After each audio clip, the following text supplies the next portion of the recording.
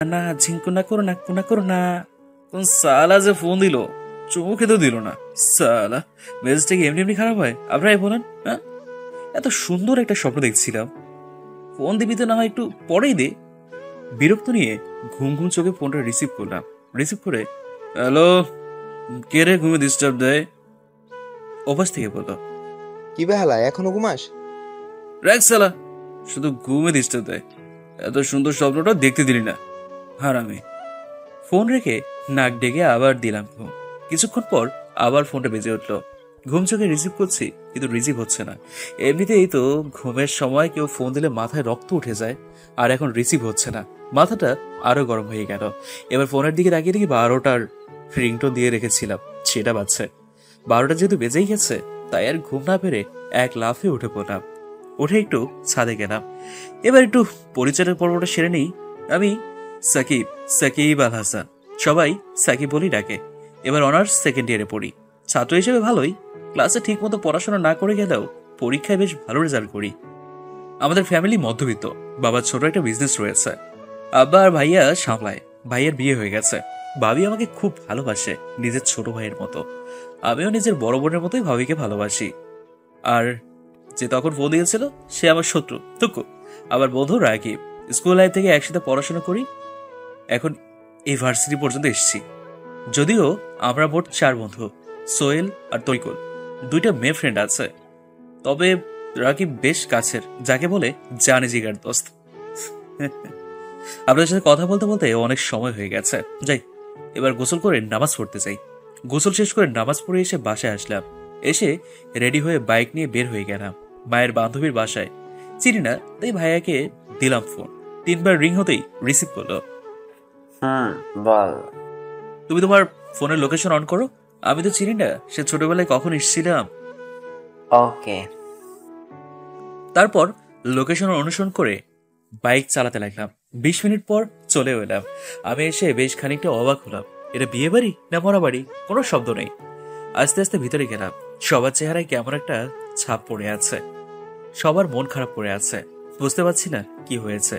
এক কোণে ভাইয়া, ভাবি, মা, আব্বা বসে আছে, তাই তাদের কাছে গেলাম। আমি গিয়ে বললাম, কি ব্যাপার, এটা বিয়ে বাড়ি না মরা বাড়ি? সবার মুখ এমন কেন হয়েছে? মা কিছু না বলে বাসার ভিতরে চলে গেল। আমি কিছুই বুঝলাম না। ভাইয়া, কি হয়েছে? বর নাকি একটা মেয়েকে ভালোবাসতো, তার সাথে পালিয়ে গেছে। ওহ, কি দুঃখ। আর ভেবেছিলাম ভালো মন্দ খাবো, সেটা আর হলো না। আর তোমাকে যখন ফোন করেছিলাম তখন বললেই তো হতো বিয়ে হবে না, তাহলে আমি আসতাম না। বিয়ে যখন হবে না তখন চাই। তখনই পেছন থেকে বলতো। পেছনে ঘুরে দেখি মা। তো ভালো, বর কি ফিরে এসছে? তো তোর সাথে আমি তো 11,000 ভোল্টের শখ খেলাম। আব্বু, ভাইয়া, ভাবি তো মায়ের দিকে অবাক হয়ে তাকিয়ে আছে। মা, তুমি কি বলছো? হ্যাঁ, আমি ঠিক বলছি। মা, আমি এই বিয়ে করবো না। তোকে করতে হবে, না হলে আমার বান্ধবীর পরিবারের সম্মান কোথায় যাবে? আর মেয়েটাকে সবাই নানান কথা বলবে। তাই বলে তুমি আমাকেই বলির পাঠা বানাবে? মা, আমি এই বিয়ে করবো না। ভাইয়া, ভাবি, আব্বা, তোমরা কিছু বলো। আমার কি এখনো বিয়ের বয়স হয়েছে? না, তোর নাক টিপলে দুধ বের হয়। আব্বা, তুমিও? ভাইয়া, ভাবি, তোমরা কিছু বলো। বিয়ে করে নে, তাহলে আমি একটা গল্প করার সাথী পাবো। করে নে। তোমরা সবাই হিটলার। আমার মতো পিচ্ছি পোলার লগে এটা করতে পারলাম। এই নে, এগুলো পড়ে আয়। মা, চুপ করে এগুলো পড়ে আয়।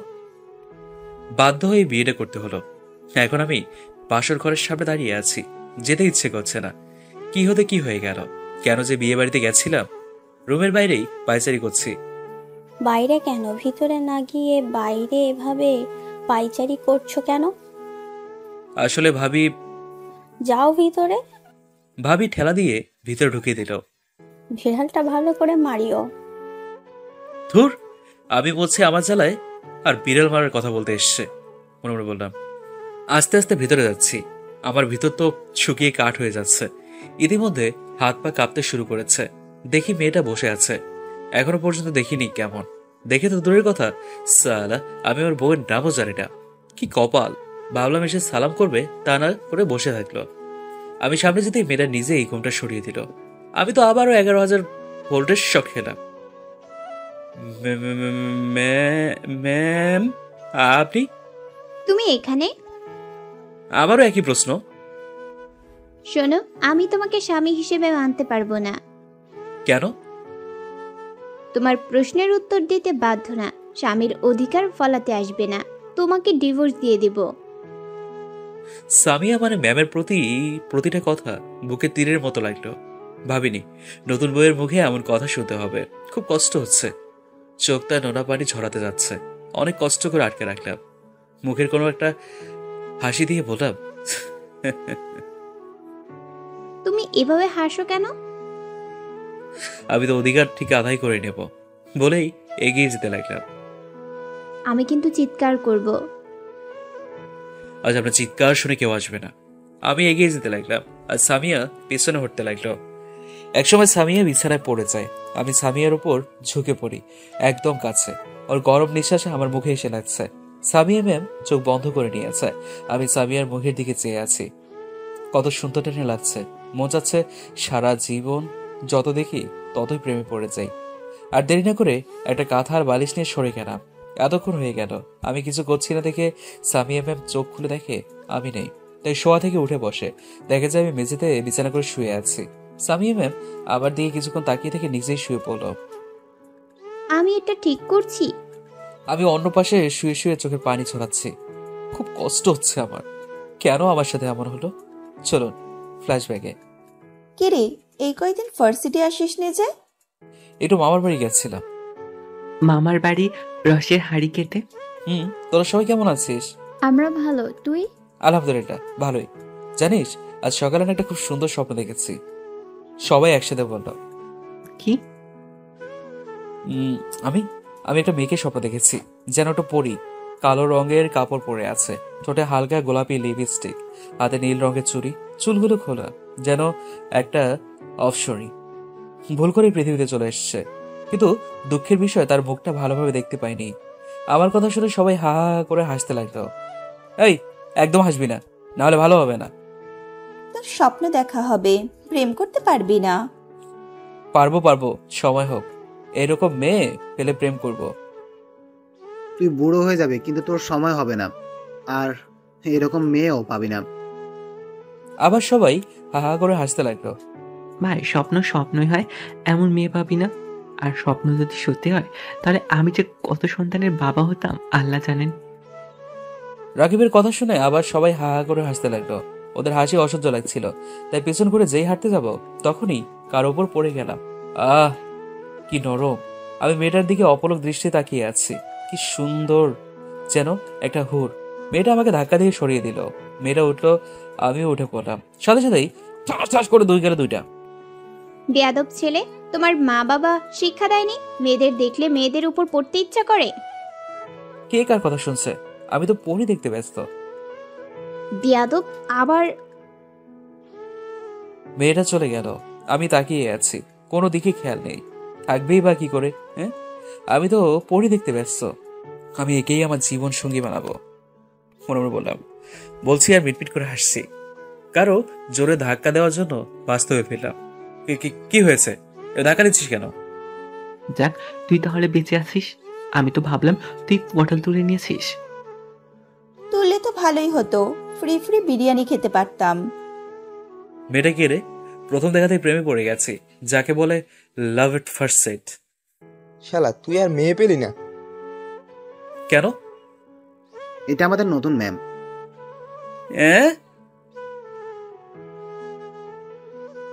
আবার সবাই হো করে হেসে উঠল। একদম হাসবি না, দেখবি এই ম্যামকেই বিয়ে করব। পারবি না? তোদের হাসি দেখে মনে হচ্ছে কুত্তার কুত্তি ঘিউ ঘিউ করছে বলেই রাগ করে ক্লাসরুমে চলে এলাম। একা একাই বসে আছি। কিছুক্ষণ পর কুত্তা কুত্তিগুলো এলো। আমাকে দেখে ওরা 5 জন হাসছে। ওরা আমার কাছে এলো। দাঁড়া, তোদের হাসি বন্ধ করার জন্য ব্যবস্থা করছি। ফোন বের করে দিলাম সবার গার্লফ্রেন্ড বয়ফ্রেন্ডকে ফোন। সবার নামে আচ্ছা মতো গুণগান করলাম। তুই এটা কি করলি? আর হাসবি? সবার ফোন বাজতে লাগলো। ভাই, তোরে নিয়ে আর এমন ভাবে হাসবো না, তুই সবকিছু ঠিক করে দে। সত্যি তো? দিন সত্যি আর তোকে নিয়ে হাসাহাসি করবো না। ঠিক আছে, এখন ফোন রিসিভ কর, পরে বলে দেব। তুই এক্ষুনি বল। ওকে। আবার সবার বয়ফ্রেন্ড গার্লফ্রেন্ডকে সবকিছু ঠিকঠাক করে দিলাম। শালা তুই আমাদের বন্ধু না শত্রু? এত কিছু বুঝি না। এখন তোরা আমাকে ক্যান্টিনে নিয়ে গিয়ে খাওয়াবি। কেন? তোদের সম্পর্ক ঠিক করে দিলাম তাই।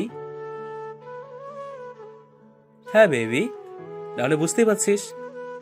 ওকে চল। শালা তুই আমাদের বন্ধু না শত্রু, শত্রু। সেটা বড় কথা নয়, এখন খাওয়াবি এটাই বড় কথা। যখনই উঠে বাইরে যেতে যাব তখনই ক্র্যাশ, মানে ম্যাম ক্লাসে এলো। তোমরা কোথায় যাচ্ছ? ক্যান্টিনে ম্যাম। সকালে খেয়ে আসো নাই? এসেছি, তবে তবে কি? এই যে সাকিব, এর জন্য ম্যাম। কই দেখি। আমি মাথা নিচু করে দাঁড়িয়ে আছি আর আর চোখে দেখছি ম্যাম তো আমাকে দেখে রাগে মুখ লাল করে নিয়েছে। এতে ম্যামের সৌন্দর্য আরো দ্বিগুণ বৃদ্ধি পেয়েছে। ওহ, যা লাগছে না, মনে যাচ্ছে একটা কিস দিয়ে আসি। আপনারা আবার আমার লুচ্চা ভাবেন না, আমি মোটেও এমন না। যাও গিয়ে বসো। জি। সবাই বসে পড়লাম। ম্যাম পড়াতে লাগলেন আর আমি ম্যামকে দেখতে লাগলাম। কি পড়াচ্ছেন কিচ্ছু বুঝতে পারছি না, সব মাথার উপর দিয়ে চলে যাচ্ছে। ম্যাম লক্ষ্য করলেন যে আমি তার দিকে তাকিয়ে আছি। এতে ম্যাম বিরক্ত হচ্ছেন, সেটা ম্যামকে দেখেই বোঝা যাচ্ছে। ম্যাম আর সহ্য করতে না পেরে আমার সামনে এসে দাঁড়ালেন। এটা হচ্ছে কি? কোনটা ম্যাম? ক্লাসের সবাই আমাদের দিকে তাকালো। তুমি আমার দিকে এভাবে তাকিয়ে আছো কেন? আজিব তো, আমি তো আপনার দিকে। আমি তো পড়ি দেখতে ব্যস্ত। আমার কথা শুনে ক্লাসের সব স্টুডেন্ট হেসে উঠলো। এতে ম্যাম আরো রেগে গেলে। স্টপ। ম্যামের এমন চিৎকার শুনে পুরো ক্লাস স্তব্ধ হয়ে গিয়েছে। ম্যাম ঠাস করে বলল, এটা ক্লাস, আনন্দ বা মজা করার জায়গা না। ম্যাম চলে গেলে আমি গালে হাত দিয়ে দাঁড়িয়ে রইলাম। গালে টনটনে ব্যথা অনুভব করছিলাম। এবারে থাপ্পড়টা জোরে লেগেছে। আমি আবার ক্লাস করলাম না, বাসায় চলে এলাম। বাসায় আসতে দেখে মা আর ভাবি বলল, চলে এলি যে? ভালো লাগছিল না তাই। যা তাহলে রুমে গিয়ে শুয়ে পড়। যাক বাবা, গালে আঙ্গুলের ছাপ দেখতে পাইনি। রুমে চলে এলাম। একটু পর ভাবি আসলো। তোমার গালে থাপ্পড়ের দাগ মনে হচ্ছে। কে মারলো আমার আদরের দেবরটাকে? বসা মারতে কি এমন হয়েছে? মিথ্যা বলো কেন? সত্যি বলো, না হলে আম্মুকে গিয়ে বলবো। বলছি আমাদের নতুন ম্যামকে অনেক রাগিয়ে দিয়েছিলাম বলেই ম্যাম থাপ্পড় দিয়েছে। তোমার ম্যাম দেখতে কেমন? অনেক সুন্দরী। কেন? না এমনি, তেমন জিজ্ঞাসা করলাম। ওকে মলম দিয়ে দাও, ব্যথা করলে কমে যাবে। এরপর দিলাম ঘুম। এক ঘুমে দুপুর। ওটা গোসল করে নামাজ পড়ে এসে খাওয়া দাওয়া করে আবার দিলাম ঘুম। বিকেলে বন্ধুদের সাথে আড্ডা দিতে এলাম এশার নামাজের আগেই। নামাজ পড়ে খাওয়া দাওয়া করে একটু পড়তে বসলাম। এরপর একটা গল্প লিখে পোস্ট করে ঘুমিয়ে পড়লাম। এভাবে ম্যামকে দুদিন অনেক জ্বালালাম। এখন ম্যাম আমাকে দেখলেই রেগে যায়। ভাবছি আজ ম্যামকে সরি বলে দেব। ভার্সিটি গিয়ে ম্যামের জন্য অপেক্ষা করতে লাগলাম। একটু পর আবার ক্র্যাশ থুকু ম্যাম আসলো। আমি ম্যামের কাছে এগিয়ে গেলাম। ম্যাম আমার দিকে তাকিয়ে হাঁটতে লাগলো। ম্যাম শুনেন, কিন্তু শুনলো না, হেঁটেই যাচ্ছে। আমি গিয়ে ম্যামের সামনে দাঁড়ালাম। আমার সামনে দাঁড়ালে কেন? Ma'am sorry. কিসের জন্য? এতদিন আপনার সাথে এমন ব্যবহার করার জন্য। তুমি তো ঠিক করেছো। ভুল হয়ে গেছে ম্যাম, সরি। আর এমন হবে না। ওকে করে দিলাম, এবার সরো। আপনি এত রাগি কেন? তোমাকে বলতে হবে নাকি? এত রাগেন কেন? আপনি রাগলে না আপনাকে সেই লাগে। তোমাকে না। হায় আবার রাগিয়ে দিলাম এক দৌড়ে বন্ধুদের কাছে। আমার এমন দৌড় দেখে ম্যাম একটা মুচকি হাসি দিল। কি রে কুত্তা, তুই এভাবে দৌড়ে আসলে কেন? এমনিতেই। মিথ্যা বলিস কেন? আমরা মনে হয় দেখলাম না। দেখলি তো, বলছিস কেন? আমাদের ভুল হয়ে গেছে ভাই, তুই আমাদের পা ধরে ক্ষমা করে দিচ্ছি। সবাই আবার হাসতে লাগলো। আবার হাসছিস? দেব নাকি? সবাই একসাথে বলল, না না না। এভাবে সবসময় থাকবি। সবাই আর কিছুক্ষণ আড্ডা দিয়ে ক্লাসে চলে এলাম। ক্লাসে ম্যাম আসলো। আমি পড়াতে মনোযোগ না দিয়ে ম্যামকে দেখতে লাগলাম। ম্যাম আমার দিকে রাগী ভাবে তাকাচ্ছে। এভাবে বেশ কয়েকদিন চলে গেল। ম্যামের সাথে বেশ ভালো একটা সম্পর্ক তৈরি হয়েছে। ম্যাম মনে হয় আমাকে পছন্দ করে, এটা ম্যামের ব্যবহারে বুঝতে পারি। ভাবছি ম্যামকে প্রপোজ করব, তাই মনে এক অদ্ভুত আনন্দ হচ্ছে। জীবনে প্রথম আজ কাউকে প্রপোজ করব, কি যে খুশি খুশি লাগছে না, মনের লাড্ডু ফুটছে। আর এক অজানা ভয়ও কাজ করছে, যদি ফিরিয়ে দেয়। দিলে দিক, কিন্তু প্রপোজ করব। ভালোবাসি, কথাটা না বলে অনেক কষ্ট পাবো। ভালোবাসি, কথাটা না বলতে পারলে অনেক কষ্ট পাবো আমি। ভার্সিটিতে এতগুলো স্টুডেন্টের সামনে প্রপোজ করতে পারবো না, তাই ম্যামকে পার্কে আসতে বলেছি। কারণ জানতে চেয়েছিলেন, তখন বলেছি আসলেই জানতে পারবেন। ম্যাম আসতে চাইছিলেন না, অনেক জোর জবরদস্তি করার পর রাজি হয়েছেন। আমি আধ ঘন্টা ধরে পার্কে বসে আছি, দেখলাম ম্যাম আসছে। আমি নিজেকে প্রস্তুত করছি। ম্যাম আমার সামনে এলো। কি বলার জন্য ডাকলা বলো। তোমার জন্য ক্লাস বাদ দিয়ে আসতে হলো। বলছি। ম্যামের সামনেই পকেটে থেকে গোলাপটা এগিয়ে দিয়ে বললাম, আমি আপনাকে সেই প্রথম দেখাতেই ভালোবেসে ফেলেছি। আমার মনের রাজ্যের রানী বানিয়ে ফেলেছি। Ma'am, I love you. আমি আপনাকে অনেক ভালোবাসি। সাথে সাথেই 3 কিলো ওজনের 2 গালে 2টো থাপ্পড়। তারপরে আওয়াজ শুনে আশেপাশের লোকজন আমাদের দিকে তাকালো। থাপ্পড় খেয়ে তো আমার মাথা ঝিমঝিম করছে। আমি মাথা নিচু করে নিলাম। ম্যাম বলতে লাগলো, কুকুরের লেজ কখনো সোজা হয় না, ঠিক তেমনি তুইও ঠিক হবি না। তোকে ক্ষমা করাটাই ভুল ছিল। তোর সাহস কি করে হয় আমাকে প্রপোজ করার? আমি তো ভার্সিটির ম্যাম হই। ম্যাম, তোর থেকে কত বছরের সিনিয়র তুই জানিস? এই হলো আমার ছ্যাঁকা খাওয়ার কাহিনী। চলেন এবার গল্পে ফেরা যায়। সালার কপালের ছাটার বাড়ি। প্রথমে কাউকে ভালোবাসার কথা বললাম, সেই রিজেক্ট করে দিল। ড্রিম লাইটের আলো জ্বলছে, আমার চোখ দিয়ে অঝোর ধারায় বৃষ্টির মতো পানি পড়ছে। এটা ভেবে খুব কষ্ট হচ্ছে যে প্রিয় মানুষটাকে কাছে পেয়েও পাওয়া হলো না, কিন্তু হাল ছাড়বো না। ম্যামের মনে আমার জন্য ভালোবাসার বীজ বপন করবই করব। এগুলো ভাবতে ভাবতে ঘুমিয়ে পড়লাম। কেউ এসে ঘুম থেকে না উঠালে, যার ঘুম ভাঙে না, সে আজ যে মানুষের তাড়াতাড়ি ঘুম থেকে উঠে গেল। উঠেই সামিয়া ম্যামের ওই মায়াবী মুখের দিকে তাকিয়ে আছে। ঘুমন্ত অবস্থায় কি মায়াবী লাগছে, মনে হচ্ছে নিষ্পাপ শিশু। উঠে ফ্রেশ হয়ে এসে নামাজ পড়ে বই খুলে পড়তে বসলাম। এর মধ্যে ম্যামও উঠে পড়েছে। কিছুক্ষণ আমার দিকে তাকিয়ে থেকে ফ্রেশ হতে চলে গেল। একটু পর আবার রুমে এলো। আমি শুধু আজ চোখে দেখছি। এসে ডাইনিং টেবিলের সামনে চুল আঁচড়াতে লাগলো। মনে যাচ্ছে পিছন থেকে জড়িয়ে ধরি আর ওই এলোমেলো কেশের মধ্যে নাক ডুবিয়ে দিই, ঘ্রাণ নেই। কিন্তু আমার তো সেই অধিকার নেই, তাই এগুলো স্বপ্ন হয়ে থাকলো। জানি না পূরণ হবে কিনা আদৌ। এর মধ্যেই ভাবি দরজা টোকা দিয়ে বলল, তোমরা খেতে এসো। ভাবি আসছি, তুমি যাও, আমরা আসছি। ভাবি চলে গেল। ম্যাম, আপনি কি যাবেন? কিন্তু তুমি আমাকে ম্যাম বলছো কেন? ম্যামকে ম্যাম বলবো না তো কি বলবো? আমি তোমার ভার্সিটিতে ম্যাম, এখানে তো না। এখন তোর নাম ধরে ডাকবো। তাছাড়া বাসার সবাই কি ভাববে বলো তো? আমি জানি কোথায় কি বলতে হবে। এখন চলেন। ম্যাম আর আমি একসাথে খাওয়ার টেবিলে এলাম। ভাবি খাবার দিল। ভাবি কানের কাছে এসে বলল, দেবরজি, ভালোভাবে বিড়াল মারতে পেরেছো? ভালো। খাওয়া দাওয়া শেষ করে বাসা থেকে বেরোতে যাবো, তখন আব্বা বলেন, কোথায় যাওয়া হচ্ছে? এই তো বাইরে বন্ধুদের সাথে আড্ডা দিতে। কোথাও যেতে হবে না, তোমার শ্বশুর বাড়ি থেকে তোমাদের নিতে আসবে। আসলে আসবে, ওনাদের মেয়েকে নিয়ে চলে যাবে। এতে আমার বাইরে যাওয়ার সম্পর্ক কি? ম্যামের দিকে তাকিয়ে দেখলাম রাগী ভাবে তাকিয়ে আছে। তোর কি মনে হয় তোকেও যেতে হবে? চুপচাপ ঘরে যা। মায়ের ঝাড়ি খেয়ে ঘরে গেলাম। গিয়ে ফোন গুদোগুদি করতে লাগলাম। আমার পিছনে পিছনে ম্যামও আসলো। এসেই আমার সামনে দাঁড়িয়ে দিল ঠাস। আমার হাত থেকে ফোনটা নিচে ভেঙে পড়ে গেল। আমার মাথায় রাগ উঠে গেল, তবুও নিজেকে কন্ট্রোল করে বললাম, বলেন কেন? তুই আব্বু আম্মুর সাথে এভাবে কথা বলছিস কেন? বললে তো আপনার কি? আবার আমার মুখের উপর কথা? বলেই দিল ঠাস। এবার চোখ দিয়ে পানি বের হয়ে গেল। ম্যাম নিতে চলে গেল। আমি ফোনটাকে উঠিয়ে অন করে অন করলাম। দেখলাম অন হলো। ডিসপ্লে ফেটে গেছে, কাজ চালানো যাবে। কিচ্ছু বললাম না, চুপচাপ সহ্য করে নিলাম। মনে মনে বললাম, আবারও একদিন সময় আসবে, সেদিন দেখাবো আমি কি জিনিস। বিকেলে ম্যামদের সাথে ম্যামের বাসায় গেলাম। ম্যামের রুমে বসে আছি, তখন কিছু মেয়ে এলো। মেয়েগুলো বললো, আপনি তো অনেক সুন্দর সাহিত্য বলতে পারেন। জি, একটু একটু। মেয়েটা মনে হয় প্রথম বর্ষের। আপনার সাহিত্যটা অনেক ভালো লেগেছে। আমার নাম বর্ষা, আপনার? আমার নাম সাকিব। ও, আমরা কি আপনাদের বন্ধু হতে পারি? তুই তো আমাদের জুনিয়র। তাতে কি হয়েছে? বন্ধুদের মধ্যে আবার ছোট বড়ের কি আছে? বন্ধু তো বন্ধুই হয়, তাই না?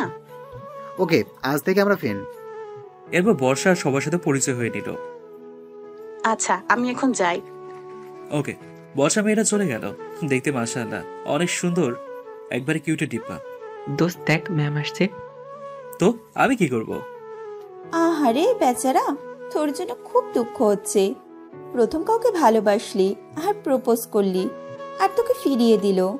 আহারে, তোর জন্য খুব দুঃখ হচ্ছে। সবাই হাসতে লাগলো, আমি শুধু ওদের হাসি দেখছি। আরে গত শুক্রবারে তো ম্যামের বিয়ে হয়ে গেছে। কি যে কষ্ট সাকিব, কষ্ট দেখে আমার চোখ ফেটে জল আসতে চাইছে। এখন একটু একটু শীত লাগছে, তাই হয়তো পানিগুলো বরফ হয়ে গেছে, তাই বের হচ্ছে না। কার সাথে বিয়ে হয়েছে সেটা তো জানিস না। জানলে হয়তো জমিন থেকে আকাশে পড়তি, তো আকাশ থেকে জমিনে পড়বি। সবাই মনে মনে বললাম। কুত্তকুত্তিগুলো হো হো করে হাসছে। ম্যাম যখন আমাদের সামনে এলো তখন সবটি দাঁড়িয়ে সালাম দিল, শুধু আমি বাদে। আমি মাথা নিচু করে বসে আছি। ম্যাম আমাকে দেখে রাগীভাবে তাকাচ্ছে। ওয়ালাইকুম আসসালাম। ভালো, তোমরা? সবাই বললো আলহামদুলিল্লাহ ভালো। ম্যাম একটা কথা বলি, কিছু মনে? বলো। আপনার শুক্রবার বিয়ে হলো আর আজ ভার্সিটি এলেন যে? 2 দিন ছুটি নিয়েছিলাম তাই। ও, তো স্যারের সাথে এলেন বুঝি? আরে না, তোমাদের স্যার কাজে ব্যস্ত আছে, তাই আসতে পারিনি। ও আচ্ছা, আমি এখন যাই। আর তোমার ক্লাসে যাবে না? জি যাব, সময় হলে। ওকে বাই, ক্লাসে দেখা হচ্ছে। ম্যাম চলে গেল। দোস্ত তুই রিয়ার কথায় হ্যাঁ বলে দে। না থাক, আমি এখনই ভালো আছি। ভাবছেন রিয়াটা আবার কে? রিয়া হচ্ছে আমাদের ক্লাসমেট, দেখতে বেশ সুন্দর, ক্রাশ খাওয়ার মতো। রিয়া সবসময় আমার সাথে লেগে থাকে, এখনো আসেনি, তাই শান্তিতে বসে আছে। আমাকে একবার প্রপোজ করেছিল, কিন্তু আমি ফিরিয়ে দিয়েছি। ওই দেখ, রিয়া আসছে। রিয়াকে আজ হ্যাঁ বলে দে। দরকার নেই। রিয়া আমাদের কাছে আসলো। হাই, কেমন আছো সবাই? ভালো, তুমি? ভালো। কি ব্যাপার সাকিব, তোমার মন খারাপ মনে হচ্ছে? কিছু হয়নি তো। বেচারা দেবদাস। সাকিব, দেবদাস বলছো কেন? আমি চোখ রাখিয়ে রাকিবের দিকে। না তেমন কিছু না, এমনি বললাম।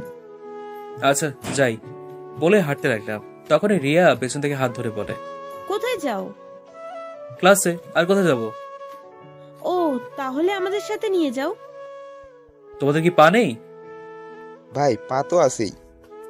তাহলে? কিছু না। আচ্ছা, তোর কি হয়েছে বলতো? তখন থেকে মন খারাপ করে আছিস। কিছু না, এমনি ভালো লাগছে না। চল, ক্লাসের সময় হয়ে গেল। চল। ক্লাসে চলে এলাম। ক্লাসে এসে আমি রকি বসলাম শেষের দিকে। প্রথম ঘন্টা শেষ হলো, এবার ম্যামের ক্লাস। ম্যাম এলো, সবাই সালাম দিল। ম্যাম উত্তর দিলেন। ক্লাস শুরু হয়ে গেল। আমার যা অভ্যাস, পড়ায় মনোযোগ না দিয়ে ম্যামকে দেখতে লাগলাম। কি সুন্দর করে পড়াচ্ছে আমার বউটা। মন যাচ্ছে এভাবে তাকিয়ে থাকি। আমার এভাবে তাকিয়ে থাকা দেখে মনে হয় ম্যাম বিরক্ত হচ্ছেন, আমার দিকে রাগী ভাবে তাকাচ্ছে। ভাই তাকে দেখে কোনো লাভ নেই, ম্যাম এখন অন্য কারো হয়ে গেছে। তুই তোর কাজ কর, আমাকে আমার কাজ করতে দে। আর লাভ খুঁজে আমি বুঝবো। তোর যা ইচ্ছে কর, শালা লুচা অন্যের বইয়ের দিকে নজর দেয়। তুই চুপ থাকবি না তোর গার্লফ্রেন্ডের কাছে তোর নামে উল্টাপাল্টা বলবো? শালা তুই এটা ছাড়া আর কি পারবি? দাঁড়াও। ম্যামের কথা শুনে ম্যামের দিকে দেখালাম। কি হলো, দাঁড়াতে বললাম না? এটা ক্লাস না গল্প করার জায়গা? ক্লাস। তাহলে গল্প করছো কেন? আসলে ম্যাম। আসলে কি? ভুল হয়ে গেছে ম্যাম। নেক্সট টাইম যেন না দেখি, তাহলে কিন্তু ঘাট ধাক্কা দিয়ে বের করে দিব। Okay ma'am. বসে গেলাম। ম্যাম পড়াতে লাগলো, আমি আবারও দেখতে লাগলাম। একে একে সব ক্লাস করতে লাগলাম। ক্লাস শেষে আবারও আড্ডা দিতে লাগলাম। প্রায় সন্ধ্যা হয়ে গেল। কলিং বেল চাপ দিতেই ম্যাম এসে দরজা খুলে দিল। এতক্ষণ কোথায় ছিলি? কোনো কথা না বলে রুমের দিকে যেতে লাগলাম। সকালে না বলে কোথায় গেছিলি? বন্ধুদের কাছে। আর কোনো কথা না বলে রুমে চলে এলাম। পেছন পেছনে ম্যামও রুমে আসলো। এসেই 2 গালে 2টা ঠাস ঠাস করে দিল। আমি আবার কি করলাম? মারলেন কেন? এতক্ষণ কোথায় ছিলি আর তোর ভার্সিটি কখন শেষ হয়েছে? মাথা নিচু করে দাঁড়িয়ে রইলাম। আরো দূরে দিল, ঠাস ঠাস করে। এবার চোখ দিয়ে পানি বের হয়ে গেল। কথা বলিস না কেন? আর ওই রিয়ার সাথে কি? হ্যাঁ, খুব ঘেঁষাঘেঁষি করে কথা বলছিলি। কিছু বললাম না, শুধু চুপ করে দাঁড়িয়ে আছি। আমিও থাপ্পড় মারতে পারি, কিন্তু কেন জানি মারতে পারছি না, মন সায় দিচ্ছে না। সন্ধ্যার পর ছাদে দাঁড়িয়ে আছি আর আর মনে ভাবছি, ম্যাম আমার সাথে এমন কেন করছে? আমি তো কিছুই করিনি। হ্যাঁ, এভাবে চলতে থাকলে তো আমাকে খুঁজেই পাওয়া যাবে না। যে করে হোক ম্যামকে তো আমার বসে আনতেই হবে।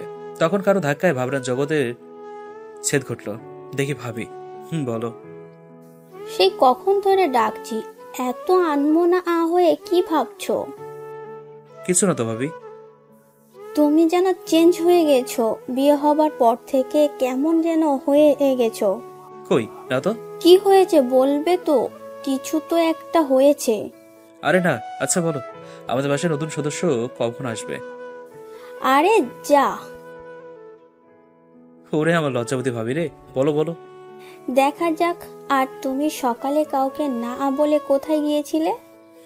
কাজ ছিল, তাই যেতে হয়েছিল। কি এমন কাজ ছিল যে না বলে যেতে হয়েছে?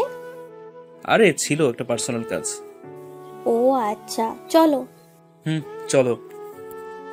নিচে চলে এলাম। ম্যামকে দেখলাম কেমন রাগী ভাবে তাকিয়ে আছে। আচ্ছা তো আমার কি। নিচে এসে অজু করে নামাজ পড়ে নিলাম। খাওয়া দাওয়া শেষ করে রুমে চলে এলাম। ম্যামও আসলো, এসে তার ব্যাগ থেকে কিছু একটা বের করলো।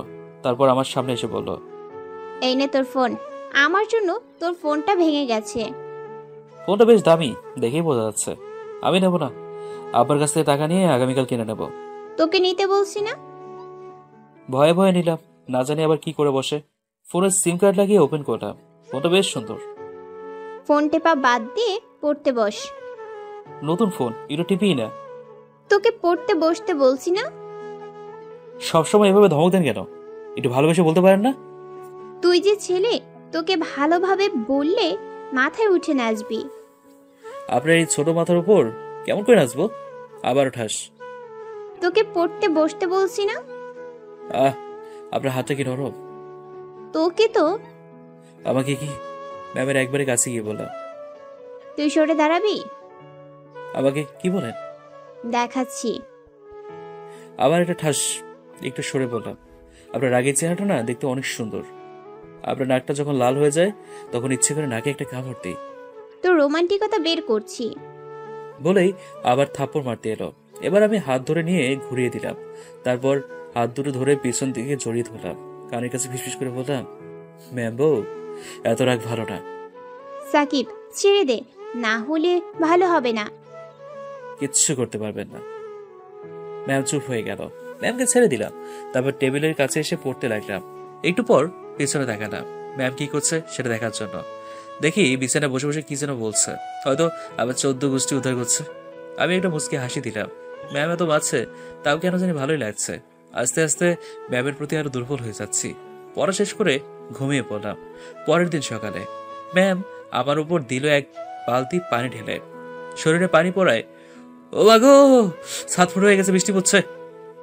এই, তোর ন্যাকামি বন্ধ করবি? ম্যামের দিকে এক ধ্যানে তাকিয়ে থাকলাম। উঠবি না আরেক বালতি পানি দিব? উঠছি।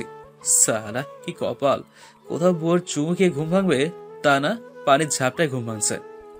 কিছু বললি? না, কিছু বলিনি। কিছু না বললেই তোর জন্য ভালো। তাড়াতাড়ি উঠে ফ্রেশ হয়ে আয়, না হলে তোর কপালে দুঃখ আছে। ও শাশুড়ি মা, তুমি এই কেমন মেয়ে জন্ম দিয়েছ, একটুতেই তেলে বেগুনে জ্বলে ওঠে। এই বিড়বিড় করে কি বলছিস? কিছু না। উঠে ফ্রেশ হতে গেলাম। ফ্রেশ হয়ে এসে খেতে বসলাম। তোর লেখাপড়া কেমন চলছে? আব্বু, আপনার ছেলে একটু লেখাপড়া করে না, শুধু মেয়েরাই পেছনে ঘুরে বেড়ায়। আমি তো আকাশ থেকে বললাম। ম্যামের দিকে ভ্রু কুচকে তাকালাম। আর মেয়েদের কাছ থেকে বলেছে 2 হাত দূরের দিকে চলাফেরা করি, আর আমি কিনা মেয়েদের পিছন পিছন করি। হ্যাঁ, কি মিথ্যে কথা বলছে। ম্যাম আমার দিকে তাকিয়ে মুসকি মুসকি হাসছে। বৌমা যা বলছে তা কি সত্যি? নাউজুবিল্লাহ, তবা তবা, তোমার বৌমা মিথ্যা বলছে। না আব্বু, তোমার ছেলে মিথ্যা বলছে। ম্যাম আমার দিকে তাকিয়ে মুসকি মুসকি হাসছে। বৌমা যা বলছে তা কি সত্যি? নাউজুবিল্লাহ, তবা তবা, তোমার বৌমা মিথ্যা বলছে। না আব্বু, তোমার ছেলে মিথ্যা বলছে। না আব্বা, তোমার বৌমা মিথ্যা বলছে। সামিয়ারা, সাকিব মোটো এমন না, মিথ্যে বললো ও কেন? ভাবির কথা শুনে ম্যাম চুপ হয়ে গেল। আমার সুইট ভাবি, আমাকে কেউ বিশ্বাস না করলে তো আমার ভাবি করে। হয়েছে হয়েছে, এবার সবাই চুপ করে খেয়ে নাও। খেয়ে দিয়ে রুমে চলে এলাম। একটু পর ম্যাম আসলো। আমি ম্যামকে দেখে মিটিমিটি হাসছি। এভাবে হাসছিস কেন? না, এমনি। রুম থেকে বের হ, আমি পোশাক চেঞ্জ করব। আমি তো আপনার স্বামী, আমি থাকলে সমস্যা কোথায়? তুই বের হবি? আমি ভয়ে ভয়ে বের হয়ে গেলাম। আল্লাহ, এখন বউ পাইছি, একবারে কাঁচা মরিচ। ছাদে চলে এলাম। একটু পরে একটা গোলাপ নিয়ে নিচে এলাম। এসে দরজায় টোকা দিতেই ম্যাম দরজা খুলে দিল। আমি একটা মুচকি হাসি দিয়ে ভিতরে গেলাম। ম্যামকে ফুলটা এগিয়ে দিয়ে আবার প্রপোজ করলাম। ম্যাম ফুলটা নিয়ে ছুঁড়ে ফেললো। আমি একটা মুচকি হাসি দিলাম। তোর প্রপোজের গুষ্টি গিলাই। আবারও মুচকি হাসি দিলাম। তারপর ভার্সিটি যাওয়ার জন্য বের হতে লাগলাম। একসাথে নিচে এলাম। ওয়াও, দুজনকে বেশ ভালোই মানিয়েছে। ভাবি একটা মুচকি হাসি দিল। ম্যাম নীল রঙের শাড়ি, কালো রঙের ব্লাউজ আর চুলগুলো ছেড়ে বেশ ভালোই লাগছে, কিন্তু শরীরে অনেক অংশই দেখা যাচ্ছে। এটা দেখে খারাপ লাগছে। আমার ভালো লাগে খারাপ লাগাতে তো ম্যামের কোনো কিছুই যায় আসে না। রুমে চেঞ্জ করে অন্য কিছু পড়তে বললাম, কিন্তু শুনলো না। বাসার বাইরে এলাম। আমি বাইক বের করলাম। ম্যাম যাবেন? না, আমি গাড়িতে যাব। তাহলে আমিও আসি। তুই বাইকে করে যা। মনটা একটু খারাপ হলো। বাইক নিয়ে চলে এলাম ভার্সিটিতে। পাস করতে করতেই বসে আছে, সাথে বর্ষাও আর কয়েকটা মেয়েও বসে আছে। কিরে, তোরা সবাই কেমন আছিস? সবাই বলল ভালো। তুমি? ভালো। রকিবের পাশে বসে পড়লাম। সবাই গল্পে মেতে উঠলাম। একটু পর আমার ম্যাম বউ গাড়ি নিয়ে ভার্সিটিতে আসলো। ম্যাম গাড়ি থেকে নামলো, তখন রকিব বলল, রাকিবের মাথায় দিলাম চটি। সালা, পরের বউর দিকে নজর দিতে লজ্জা করে না? নিজেই গতকাল তাকিয়েছিল, আবার আমাকে জ্ঞান দিতে আসছে। তুই তোর কাজ কর, তাহলে বুঝতে পারছিস। দেখ, মাসুদ ভাইয়ের ম্যামের দিকে যাচ্ছে। তরিকুলের কথা শুনে ম্যামের দিকে তাকালাম। মাসুদ আর তার বন্ধুরা সবসময় মেয়েদের বিরক্ত করে। মাসুদ আমাদের এক ক্লাস সিনিয়র, তার উপর এই ভার্সিটির সভাপতির ছেলে, তাই ভয়ে কেউ কিছু বলতে পারে না। দোস্ত, ম্যামকে না আজ সেই সেক্সি লাগছে। মাসুদ, ভদ্রভাবে কথা বলো। মাসুদ ম্যামের চুলে হাত দিয়ে নাকের কাছে নিয়ে এসে বলছে, ম্যাম কি শ্যাম্পু ব্যবহার করুন। এদিকে আমার তো মাথায় রক্ত উঠে গেছে, চোখ দুটো রক্তবর্ণ ধারণ করেছে। ম্যাম রেগে গিয়ে দিল 2 গালে 2 থাপ্পড়। তোর বাবা মা তোকে ভদ্রতা শিখায়নি? তোর তো সাহস কম না? এখন যদি টান দিই তাহলে কি হবে বুঝতে পারছিস? ভার্সিটির সবাই এই দৃশ্য দেখেছে। ম্যামের চোখ দিয়ে পানি বের হয়ে গেল। আমি আর বসে না থেকে গেলাম ওদের কাছে। রগে তো দাঁত কটমট করছে। কাছে গিয়ে মাসুদের কাছ থেকে টান দিয়ে আঁচল টেনে নিয়ে দিলাম এক লাথি। মাসুদ কিছুটা দূরে গিয়ে পড়লো। তখন মাসুদের বন্ধুরা আমার দিকে এগিয়ে আসতে লাগলো। দিলাম ওদেরকেও। মাসুদ উঠে, তোর তো সাহস কম না? তোকে দেখাচ্ছি। আমাকে মারতে আসলো। তখন দিলাম ওর মেইন পয়েন্টে। মাসুদ চিৎকার দিয়ে উঠলো, তারপর জ্ঞান হারিয়ে ফেললো। আমার তো মনে হয় কোনো দিনও বাবা হতে পারবে না। ম্যামের কাছে গিয়ে দিলাম 2 গালে 2টা। ম্যাম আমার দিকে তাকালো। শাড়ি পরতে বারণ করলাম না? হ্যাঁ, এখন তো ভালো লাগার কথা, তো কাঁদছেন কেন? মানুষকে তো শরীর দেখানোর খুব শখ, তাই না? তাহলে কান্না করছেন কেন? এখন কান্না থামান, নাহলে আরো দূরে দেবো। সবাই অবাক হয়ে তাকিয়ে আছে আর বোঝার চেষ্টা করছে এখানে কি হচ্ছে। রাকিবকে পকেট থেকে বাইকের চাবিটা দিয়ে দিয়ে বাসা বাইকটা পৌঁছে দিস। তারপর ম্যামের হাত টানতে টানতে গাড়ির কাছে নিয়ে এলাম। এসে ম্যামকে গাড়িতে বসিয়ে দিয়ে আমি গাড়ি ড্রাইভ করতে লাগলাম। ম্যাম আমার দিকে তাকিয়ে আছে। গাড়ি নিয়ে শপিং মলে এলাম। ম্যামকে রেখে শপিং মলের ভিতরে গেলাম। গিয়ে 3টা বোরখা আর 3টে হিজাব কিনে গাড়ির কাছে এলাম। এসে গাড়ি নিয়ে বাসায় চলে এলাম। আবার গাড়ির থেকে নামিয়ে রুমে আসছেন।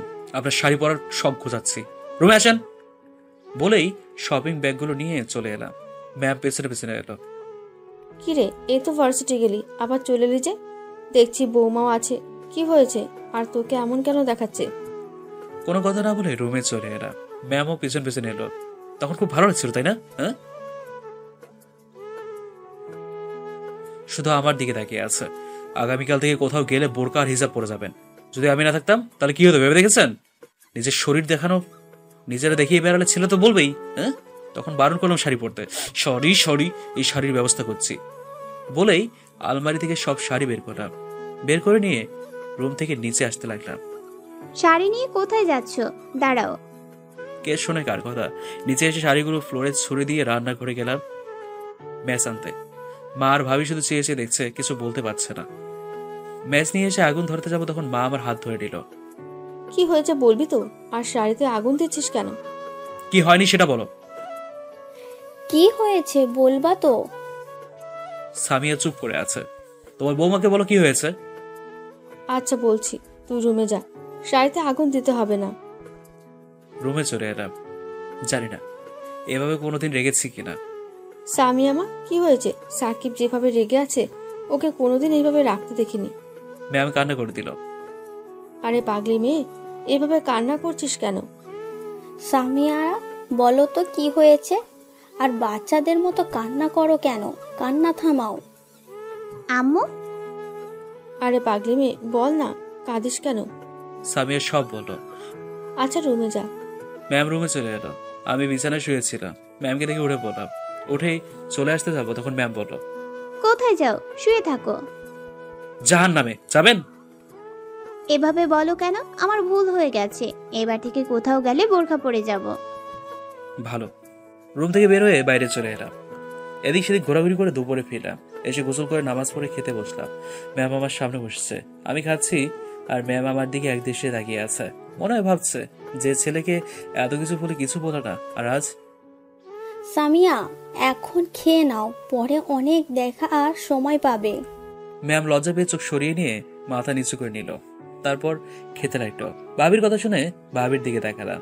দেখি ভাবি মিটমিট করে হাসছে। হাতের ইশারায় বললাম, কি হয়েছে? কিছু না। বিকেলে রকি বাইক নিয়ে এলো। বাইক গ্যারেজে রেখে বাসার ভিতরে এলো। আন্টি ভাবি তোমরা সবাই কেমন আছো? এই তো আল্লাহর রহমতে ভালো। তুমি কেমন আছো? আলহামদুলিল্লাহ ভালো। তখনই সামিয়া রুম থেকে নিচে নামছিল। রকিব তো অবাক হয়ে তাকিয়ে আছে। রাকিব কেমন আছো? আরে ম্যাম, আপনি এখানে? আর ভার্সিটি কি হলো বুঝতে পারলাম। সব মাথার উপর দিয়ে চলে গেল। এটা আমার ছোট বৌমা। হ্যাঁ, কিন্তু সাকিব তো কিছুই বলেনি। তোমাদের এর বলেনি? না, সাকিব এখন কোথায়? ওকে আজকে মজা দেখাবো। গিয়ে দেখে হয়তো ছাদে আছে। রকিব ছাদে এলো। দেখে যে আমি ফুলের গাছে পানি দিচ্ছি আর মনের সঙ্গে মোবাইলে গান শুনছি। রকিব আমার কাছে এসেই, মাগো এই কে রে, এবার মারলি কেন? শালা ট্রিট দেওয়ায় ভয় বলিসনি যে তোর বিয়ে হয়েছে? ও তুই? হুম। আবার কয়েকটা পেটের উপর পড়ে গেল। এই থাম থাম, এবার মারিস কেন? হ্যাঁ, ব্যথা করছে তো। ব্যথা দেওয়ার জন্য তো মারা। আর আগে আমার কথা তো শোন। বল। ম্যাম এই সম্পর্ক মেনে নেয়নি, তাই তোদের কিচ্ছু বলিনি। তোর কথা বুঝলাম না, খোলাসা করে বলতো। ছাদে এসে দরজা বন্ধ করে আয়, বাসায় কেউ জেনে গেলে অনেক সমস্যা হবে। এবার বল। এরপর রাকিবকে সব বললাম, বিয়ে থেকে আজ পর্যন্ত যা যা হয়েছে। বুঝলাম, কিন্তু এভাবে কতদিন চলবে? তোর কষ্ট হয় না? হলে আর কি করার আছে, ম্যামের মনে তো আমার জন্য জায়গা করার চেষ্টা করেছি। আর যদি না পারি তাহলে তো ডিম আছে। চেষ্টা কর, ইনশাল্লাহ পারবি। চেষ্টা করছি, দেখা যাক কি হয় শেষ পর্যন্ত। এমন জায়গায় মেরেছিস মনে তো হয় কোনোদিন বাবা হতে পারবো না। ওকে হাসপাতালে নিয়ে গেছে, ওর ব্যবস্থা ঠিক করছি। শালা ওর জন্য মেয়েরা ভালো মতো ভার্সিটি আসতে পারে না, সবসময় মেয়েদের ইজ্জত নিয়ে টানাটানি করে। ঠিক করছিস, কিন্তু ওর বাপ কি তোকে ছেড়ে দেবে? ওর বাপ তো এখানকার এমপি। এখনো কিছু হয়নি, তাহলে আর কিছু হবেও না। কে জানি। রাতে খাওয়া দাওয়া শেষ করে রুমে এসে পড়তে বসলাম, আর চোখে দেখলাম ম্যাম আমার দিকে তাকিয়ে আছে। এই ম্যামের আবার কি হলো? এভাবে সবসময় তাকিয়ে থাকছে কেন বুঝলাম না। তাহলে কি আমার জন্য ম্যামের মনে কিছু ফিলিংস হচ্ছে? হবে হয়তো, মনে মনে বললাম। পড়া শেষ করে বিছানার কাছে গেলাম বালিশের কাঁথা নিতে। গিয়ে তো অবাক, বালিশ একটা কাঁথাও একটা। ম্যামের দিকে তাকালাম, দেখি মিটমিট করে হাসছে। আরেকটা বালিশ কোথায়? নাই। তাই মানে আমি কি ঘুমাবো না? তো কোথায়? বিছানায়। বিছানায় মানে? আর বিছানায় ঘুমাতে গেলেও তো আরেকটা বালিশ লাগবে। লাগবে না, তুমি বালিশে মাথা দিয়ে ঘুমাবা আর আমি তোমার বুকে ঘুমাবো। পারবো না, আরেকটা বালিশ এনে দেন। কেন? এমনি। আমি তো অনেক খুশি, কিন্তু আমাকে যে কষ্ট দিয়েছে ততটুকু না দিয়ে কি ছেড়ে দেব? আমি কি এতটাই ভালো মানুষ আপনারাই বলেন? মনে মনে বললাম, তুই ঘুমাবি না তোর ঘাড় ঘুমাবে। হায় হায়, এতক্ষণ তো কত সুন্দর করে তুমি করে বলছিল, আর এখন তুই। এই ম্যাম বউয়ের মন বোঝা অনেক কঠিন। ম্যাম রেগে আমার সামনে উঠে এলো। আমি তো ভয়ে শেষ, না জানি এখন কি করে। এতক্ষণ চুপ ছিলাম বলে তোর সাহস বেড়ে গেছে তাই না? দিল একটা ঠাস করে। ম্যামের দিকে তাকালাম। এভাবে না তাকিয়ে ঘুমা, না হলে আর একটা দিব। আর মার খেতে চাই না, শুয়ে যাই মনে মনে বলেই শুয়ে পড়লাম। ম্যামও আমার বুকে মাথা দিয়ে শুয়ে পড়লো। বেশ ভালোই লাগছে। মন চাইছে ইচ্ছে মতো কিস করি। নিজেকে কন্ট্রোলে রাখলাম, কারণ একটু তো শিক্ষা দিতেই হবে, তাই না? আপনারা কি বলেন? ইচ্ছে করছে মাথায় হাত বলিয়ে দিতে। সালা, এত করে নিজেকে কন্ট্রোল করতে কঠিন হয়ে গেল। চুলের সুবাস মাতাল করে দিচ্ছে। Control control. সরি, মারতে চাইনি, কিন্তু তুমি এমন করছিলে তাই রাগ হয়েছিল। কোনো কথা বললাম না, চুপ করে আছি। কথা বলছি না দেখে ম্যাম আমার দিকে তাকালো। দেখে যে আমি ঘুমিয়ে গেছি, তাই আর কিচ্ছু বললো না। আমাকে আরো শক্ত করে জড়িয়ে ধরে কপালে একটা চুমু দিয়ে নিজেও ঘুমিয়ে গেল। সকালে মনে হলো কেউ দরজা ধাক্কা দিচ্ছে, তাই উঠে পড়লাম। সত্যি সত্যি কেউ ধাক্কা দিচ্ছে খুব জোরে, মনে হচ্ছে ভেঙে ফেলবে। ম্যামও উঠে গেছে। কে এভাবে দরজা ধাক্কা দিচ্ছে? কেমন করে বলবো? ওরে ঠিকঠাক হয়ে দরজা খুলে দিলাম, দেখি পুলিশ। এই চল শ্বশুর বাড়ি, গিয়ে ভালো মন্দ খাবি, আর আমরা তোকে আদর করে খাওয়াবো। এমপির ছেলের গায়ে হাত দিয়েছিস, ওর অবস্থা তো 12টা বাজিয়ে দিয়েছিস।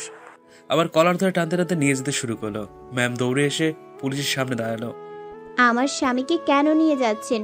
ও তো কোনো দোষ করেনি, সব দোষ করেছে ওই মাসুদ। এভাবে সবাই পুলিশকে অনেক বলতে লাগলো, কিন্তু পুলিশ অফিসার শুনলো না। সোজা আমাকে জুবি তুললো। সবকিছু আমার জন্য হয়েছে বলে। ভাবি, মা সামিয়াকে সান্ত্বনা দিতে লাগলো। বাঁধন, চল উকিলের কাছে যাই। চলো। কিছু দূর আসার পর বললাম, স্যার একটা মিনিট কথা বলার জন্য ফোনটা দেবেন? ফোন দিয়ে কি করবি? তুই কোনোভাবেই জেল থেকে বের হতে পারবি না। আরে স্যার, আমি শুধু ফোন চেয়েছি। আমি কি বললাম নিজেকে ছাড়ানোর জন্য ফোন দেবো? এই নে, যেখানে খুশি ফোন দে, কোনো লাভ হবে না। আমি পুলিশ অফিসারকে মুচকি হাসি উপহার দিলাম। তার ফোন নিয়ে ফোন দিলাম। কয়েকবার রিং হতে ধরলো। স্যার, আমি সাকিব। স্যার, আমাকে পুলিশ ধরে নিয়ে যাচ্ছে, কি করব আপনি বলেন? তোমার কিছু করতে হবে না, যে অফিসার তোমাকে ধরে নিয়ে যাচ্ছে তাকে ফোনটা দাও। স্যার, আপনার সাথে কথা বলবে। কে কথা বলবে? নিন, তাহলে বুঝতে পারবেন। দে। পুলিশ অফিসার ফোন নিয়ে কানে ধরলো। আমি কে, চিনছো? হ্যাঁ স্যার। স্যার আপনি? আসসালামু আলাইকুম, কেমন আছেন? হয়েছে হয়েছে, চাকরি বাঁচাতে চাইলে সাকিব এখনই ছেড়ে দাও। জি স্যার, জি স্যার। আমি শুধু মুচকি হাসছি। ওকে, ফোন দাও। জি। আমি ফোন নিয়ে কানের কাছে ধরলাম। জি স্যার, বলেন। তুমি আজকে আমার সাথে দেখা করবে? জি। ওকে, এসে তখন কথা হবে। জি। ফোনটা কেটে দিলাম। পুলিশ অফিসার আমার দিকে তাকিয়ে আছে। কি স্যার, আপনি যে বললেন আমাকে কেউ জেল থেকে বের করতে পারবে না?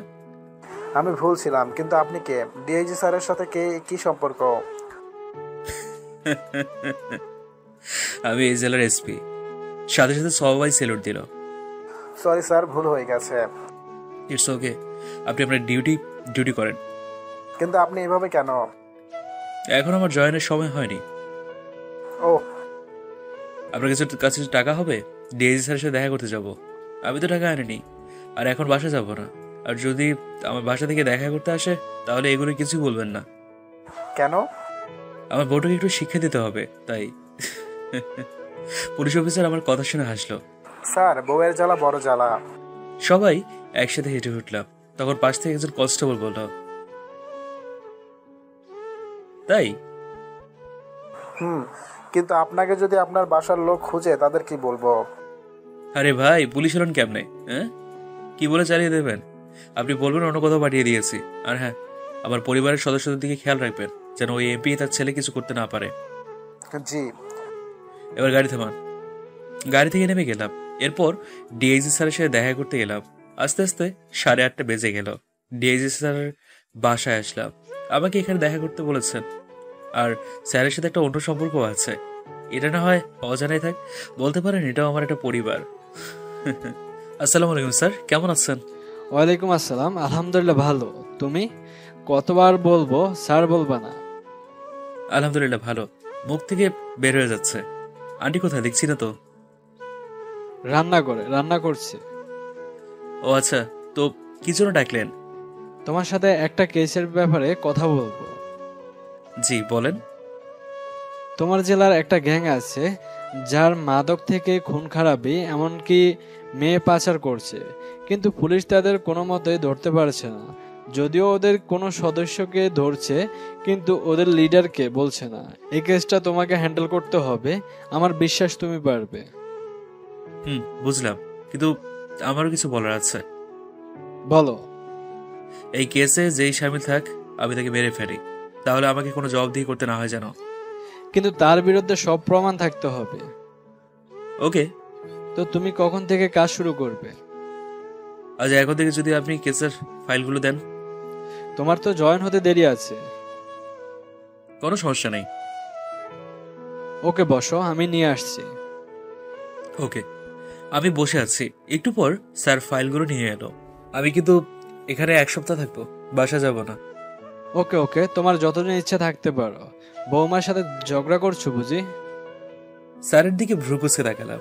আপনি কিভাবে জানলেন আমার বিয়ে হয়েছে? আমরা পুলিশ, সবকিছুর খবর রাখতে হয়। আরো জানি তুমি তোমার ম্যামকে বিয়ে করেছো, তো শাসন কেমন করে? ধুর, আপনি বসে থাকেন। আমি রান্নাঘরে গেলাম। স্যার হাসতে লাগলো। গিয়ে দেখি আন্টি আর ভাবি রান্না করছে। আন্টি, কি রান্না করছো? আমার কথা শুনে আন্টি আর ভাবি দেখাল। সাকিব যে, কখন আসলে? এই তো ভাবি, কিছুক্ষণ আগে। তোমরা সবাই কেমন আছো? ভালো। বাসার সবাই কেমন আছে? আল্লাহর রহমতে ভালোই। কি রান্না করছো? বিরিয়ানি। মারুপা খেতে চাইলো। ও আচ্ছা, বিরিয়ানির নাম শুনে তো জিভে পানি চলে এসছে। আন্টির পাশে গিয়ে দাঁড়ালাম। আজ তোকে যেতে দিচ্ছি না। আমি তো যাবো না, 1 সপ্তাহ এখানে থাকবো। সত্যি? ভাবি, মারুফা কোথায় আছে? আর মোশারফ ভাই কোথায় গেছে? অফিসে গেছে। আর দেখো, গিয়ে হয়তো মারুপা ছাদে বসে বসে খেলছে। আমি ছাদে গেলাম। গিয়ে দেখি পিচ্চি খেলছে। গিয়ে বললাম, এই পিচ্চি, কি করিস? আমার কথা শুনে আমার দিকে তাকালো। দেখে আমার কাছে দৌড়ে এলো। এই তো সকালে মামুনি, কেমন আছে আমার পিচ্চি? ভালো, কিন্তু তুমি খুব পচা। কেন কেন?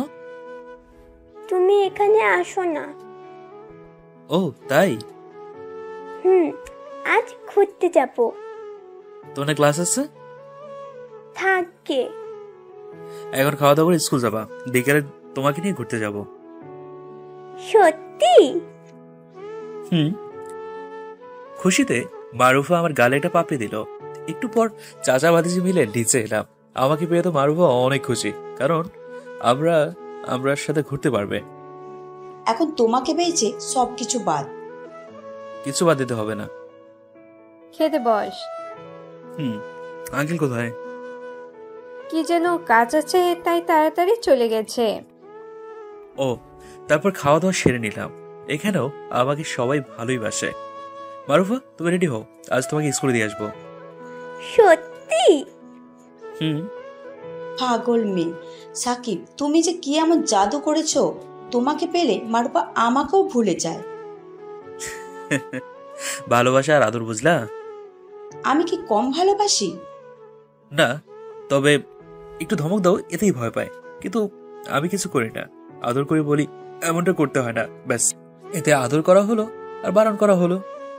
বুঝলাম, কিন্তু দুষ্টুমিটা বেড়ে যায়, তখন তো ধমক দিতেই হয়। তখনই চলো। আন্টি আর ভাবিকে বলে মারুফাকে কোলে নিয়ে হাঁটতে লাগলাম, কারণ বাসা থেকে স্কুল মাত্র 10 মিনিটের রাস্তা। চাচু, চকলেট খাবো? আচ্ছা চলো। দোকানের কাছে গিয়ে বললাম, আয় মামা, 5টা চকলেট দেন তো। চকলেটের দাম দিয়ে আবার হাঁটতে লাগলাম। বারবার চকলেট খাচ্ছে আর আমি ওকে নিয়ে হাঁটছি। কিছুক্ষণ পর স্কুলে রেখে চলে এলাম বাসায়। এসে ফাইলগুলো নিয়ে নাড়াচাড়া করতে লাগলাম। দেখতে পাবেন মারুফার স্কুল ছুটির সময় হয়ে গেল, তাই ওকে আনতে গেলাম। বিকেলে মারুফাকে নিয়ে ঘুরতে গেলাম। পাশে নদী আছে, সেখানে ওখানে ঘোরাঘুরি করতে লাগলাম। চাচু, ফুচকা খাবো। চলো। এভাবে ঘোরাঘুরি করে বাসায় চলে এলাম। 5টা দিন পার হয়ে গেল। বাসার সবার কথা মনে পড়ছে।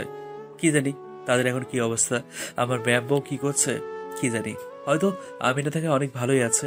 রাতে ছাদে বসে আছি আর কেসের ব্যাপারে ভাবছি। আমি দূর থেকে তদন্ত চালিয়ে যাচ্ছি। ওদিক থেকে পুলিশ অফিসারের কাছে বিভিন্ন সাহায্য নিচ্ছি, বাজার খবরও নিচ্ছি। তখনই ফোনটা বেজে উঠলো। দেখি পুলিশ অফিসারের ফোন। এখানে একটা ফোন নিয়েছি। আমি কিনে নেই, আঙ্কেল কিনে দিয়েছে। Hello sir. বলো। আপনার স্ত্রী তো এখানে এসে কান্নাকাটি করছে, বলছে কোথায় রেখেছেন আমার স্বামীকে। ও, আর কিছুদিন কাটতে দেন, তারপর আসবো। ও স্যার, আপনাকে কিছু পিক দিচ্ছি, তা দেখে হয়তো আপনি একটু অবাক হবেন না। পাঠান দেখি। কিছুক্ষণ পর পিকগুলো দিল। আমি তো দেখি অবাক। এমপির ছেলে আর পাশে আরেকটা লোক।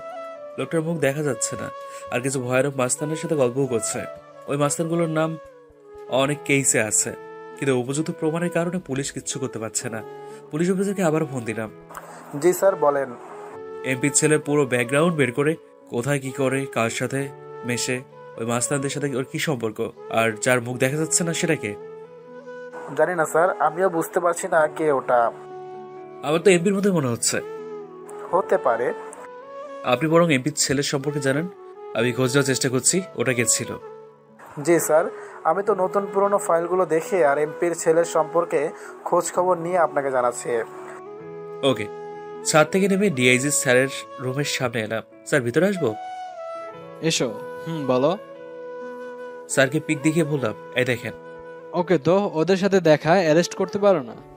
আমি ওকে অ্যারেস্ট করবো না, ওকে সোজা উপরে পাঠিয়ে দেবো। কি বলছিলাম মনে আছে? ভালো করে, কিন্তু ওর পাশে থাকা লোকটাকে চিনতে পারছি না। খোঁজ নিতে থাকো, পেয়ে যাবে। পরের দিন রাতে কিছু মেইল আসলো। আমি তো দেখে টাস্কি। এমপি ছেলের সম্পর্কে এতগুলো কেস, খুন, ধর্ষণ, জমি দখল ইত্যাদি। সালার এমপি সব টাকা দিয়ে আর ভয় দেখিয়ে মানুষের মুখ বন্ধ করে ওর ছেলেকে বাঁচিয়ে নিয়েছে। কিন্তু এবার আর ছাড়বো না। পরের দিন সকালে সবার কাছ থেকে বিদায় নিয়ে চলে আসি, কিন্তু পিচ্ছি লাগালো ঝামেলা। চাচু, তুমি যেও না। না আম্মু, অন্য আরেকদিন আসবো, আর যেতেই হবে।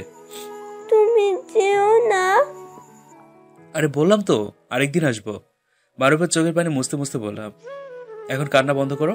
তুমি লক্ষ্মী মেয়ে, আর লক্ষ্মী মেয়ে নাকি কাঁদে? কোনো মতে বুঝিয়ে রেখে আসলাম। এখন সোজা পুলিশ স্টেশনে যাব। আস্তে আস্তে 9টা বেজে গেল। পুলিশ স্টেশন চলে এলাম। আমাকে দেখে সবাই স্যালুট দিল। এখন মাসুদ কোথায় আছে? স্যার, ভার্সিটিতে আছে। চলো, আর দেরি করা ঠিক হবে না। জি। আমি বাইক নিয়ে যাচ্ছি, তোমরা গাড়িতে এসো। জি স্যার। পুলিশ স্টেশন থেকে ভার্সিটির রাস্তা 1/2 ঘন্টার মতো। ভার্সিটি এলাম। এসে তো অবাক, দেখি সব স্টুডেন্টস গোল করে ঘিরে কি যেন দেখছে। বাইক রেখে ভিতরে কি হচ্ছে দেখার চেষ্টা করলাম। দেখি তো মাথায় রক্ত উঠে গেল। দেখি সাবিয়ার বোরকা ছিঁড়ে দিয়েছে, আর মাসুদ বোরকা ধরে টানছে আর বলছে, কোথায় তোর স্বামী? ডাক, দেখি তোকে কে বাঁচায়। তুই এমন সর্বনাশ করবো যে মুখ আর কাউকে সমাজে দেখাতে পারবি না। সামিয়া শুধু কান্না করছে আর বলছে, প্লিজ এমনটা করো না। ভয়ে কেউ কিছু বলতে পারছে না। আমার মাথায় তো রক্ত টকবক করছে। ভেতরে গিয়ে পিস্তলটা বের করে দিলাম মাসুদের হাতে গুলি করে। হাতে গুলি লাগায় সামিয়াকে ছেড়ে দিল। সামিয়া আমাকে দেখে দৌড়ে আমার কাছে এসে জড়িয়ে ধরে কাঁদতে লাগলো। তুই? আমি। দেখি তোকে আজ কে বাঁচায়। এই, তোর কি দেখছিস? মার শালাকে। পরিস্থিতি খারাপ বুঝে সবাই সরে গেল। জানাতে তোদের ম্যামকে নিয়ে যা। জানাতেই সামিয়াকে নিয়ে চলে গেল। আমার টিমরাও সাথে ছিল, সাথ দিল। এক একটাকে উপরে পাঠিয়ে দিলাম। শুধু মাসুদ আর একটা ওর ডান হাত মেহেদিকে বাঁচিয়ে রাখলাম, যেন ওদের মাথাকে জানতে পারি। মেহেদির মরার মতো অবস্থা। মাসুদ পিস্তল বের করে আমার দিকে গুলি ছুড়ল, এসে আমার ডান কাঁধে রাখলো। আমিও দিলাম 3টা। মাসুদ ওখানেই শেষ। আমি আর থামতে পারছিলাম না, পড়েই যাচ্ছিলাম। তখন মাহবুব মানে পুলিশ অফিসারটা আমাকে ধরে নিল। স্যার, আপনি ঠিক আছেন তো? আমি ঠিক আছি। আপনি এদের সবাইকে নিয়ে যাওয়ার ব্যবস্থা করেন। যারা বেঁচে থাকবে তাদের সবাইকে, তাদের সাথে কাউকে দেখা করতে দেবেন না, এমনকি অপরিচিত মানুষকে তাদের সাথে দেখা করতে দিবেন না। জি স্যার। তখনই সামিয়া মাহমুদকে সরিয়ে দিয়ে বলল, আপনি সরেন। আমাকে ধরে কাঁদতে লাগলো। প্রচুর ব্যথা করছে, আর সহ্য করতে পারলাম না, জ্ঞান হারিয়ে ফেললাম। আর কিছুই মনে নেই। যখন জ্ঞান ফিরল তখন দেখি ম্যাম আমার বুকে মাথা দিয়ে ঘুমিয়ে আছে। আমি বাঁ হাত দিয়ে সামিয়ার মাথায় হাত বুলিয়ে দিতে লাগলাম। আমার ম্যাম বউটার মুখের দিকে লক্ষ্য করলাম, দেখি অনেকটাই শুকিয়ে গেছে, চোখের নিচে কালো দাগ পড়ে আছে। এটা কালো রঙের শাড়ি পরে আছে। তখনও ছিল মাসুদ, শুধু বোরকা আর হিজাবটা ছেড়ে দিয়েছিল। আমার হাতের স্পর্শ পেয়ে সামিয়ার খুব ভেঙে গেল। কোনো কথা না বলে পাগলের মতো চুমু খেতে লাগলো। আমি শুধু ম্যামের কাণ্ডও দেখছি। এতদিন কোথায় ছিলে? জানো কত কষ্ট হয়েছে আমার। জি, কেন কষ্ট হয়েছে? আর কষ্ট তো হওয়ার কথা না। আমাকে তো আপনি ভালোই বাসেন না। আর কি যেন বলছিলেন? ও হ্যাঁ, ডিভোর্সের কথা। ডিভোর্স দিয়ে দেবেন। সো এখানে আপনার কষ্ট পাওয়ার তো কোনো কথাই না। আমার কথা শুনে ম্যাম চুপ হয়ে গেছে। কি হলো, কথা বলেন। কোনো কথা না বলে আমার ঠোঁটের সাথে ঠোঁট লাগিয়ে দিল। আহ, কি শান্তি। কিছুক্ষণ পর ছেড়ে দিল। আমার তো দম যা যা অবস্থা। আপনি এভাবে এই পিচ্ছির উপর নির্যাতন করতে পারেন না। আমি তো আপনার কেউ হই না। আবারও অ্যাটাক হলো আমার ঠোঁটের ওপর। যেভাবে কিস করছে মনে হয় ছিঁড়ে ফেলবে। প্রায় 30 মিনিট পর ছেড়ে দিল। আমাদের বললাম, মেরে ফেলবেন নাকি? ম্যাম তো কাঁদতে লাগলো। কিছুই বুঝলাম না, এভাবে কেন কান্না করতে লাগলো? হ্যাঁ, এভাবে কান্না করেন কেন? মরার কথা বললা কেন? ওএমজি, এত ভালোবাসা কখন থেকে হলো? কুত্তা বেলাই হনুমান বান্দর, তোকে বিয়ের আগে থেকেই ভালোবাসি। যখন তুই প্রপোজ করেছিলি তখন খুব ভালো লেগেছিল, কিন্তু আমাদের এই সম্পর্ক কেউ মেনে নিত না, তাই ওরকম করেছিলাম।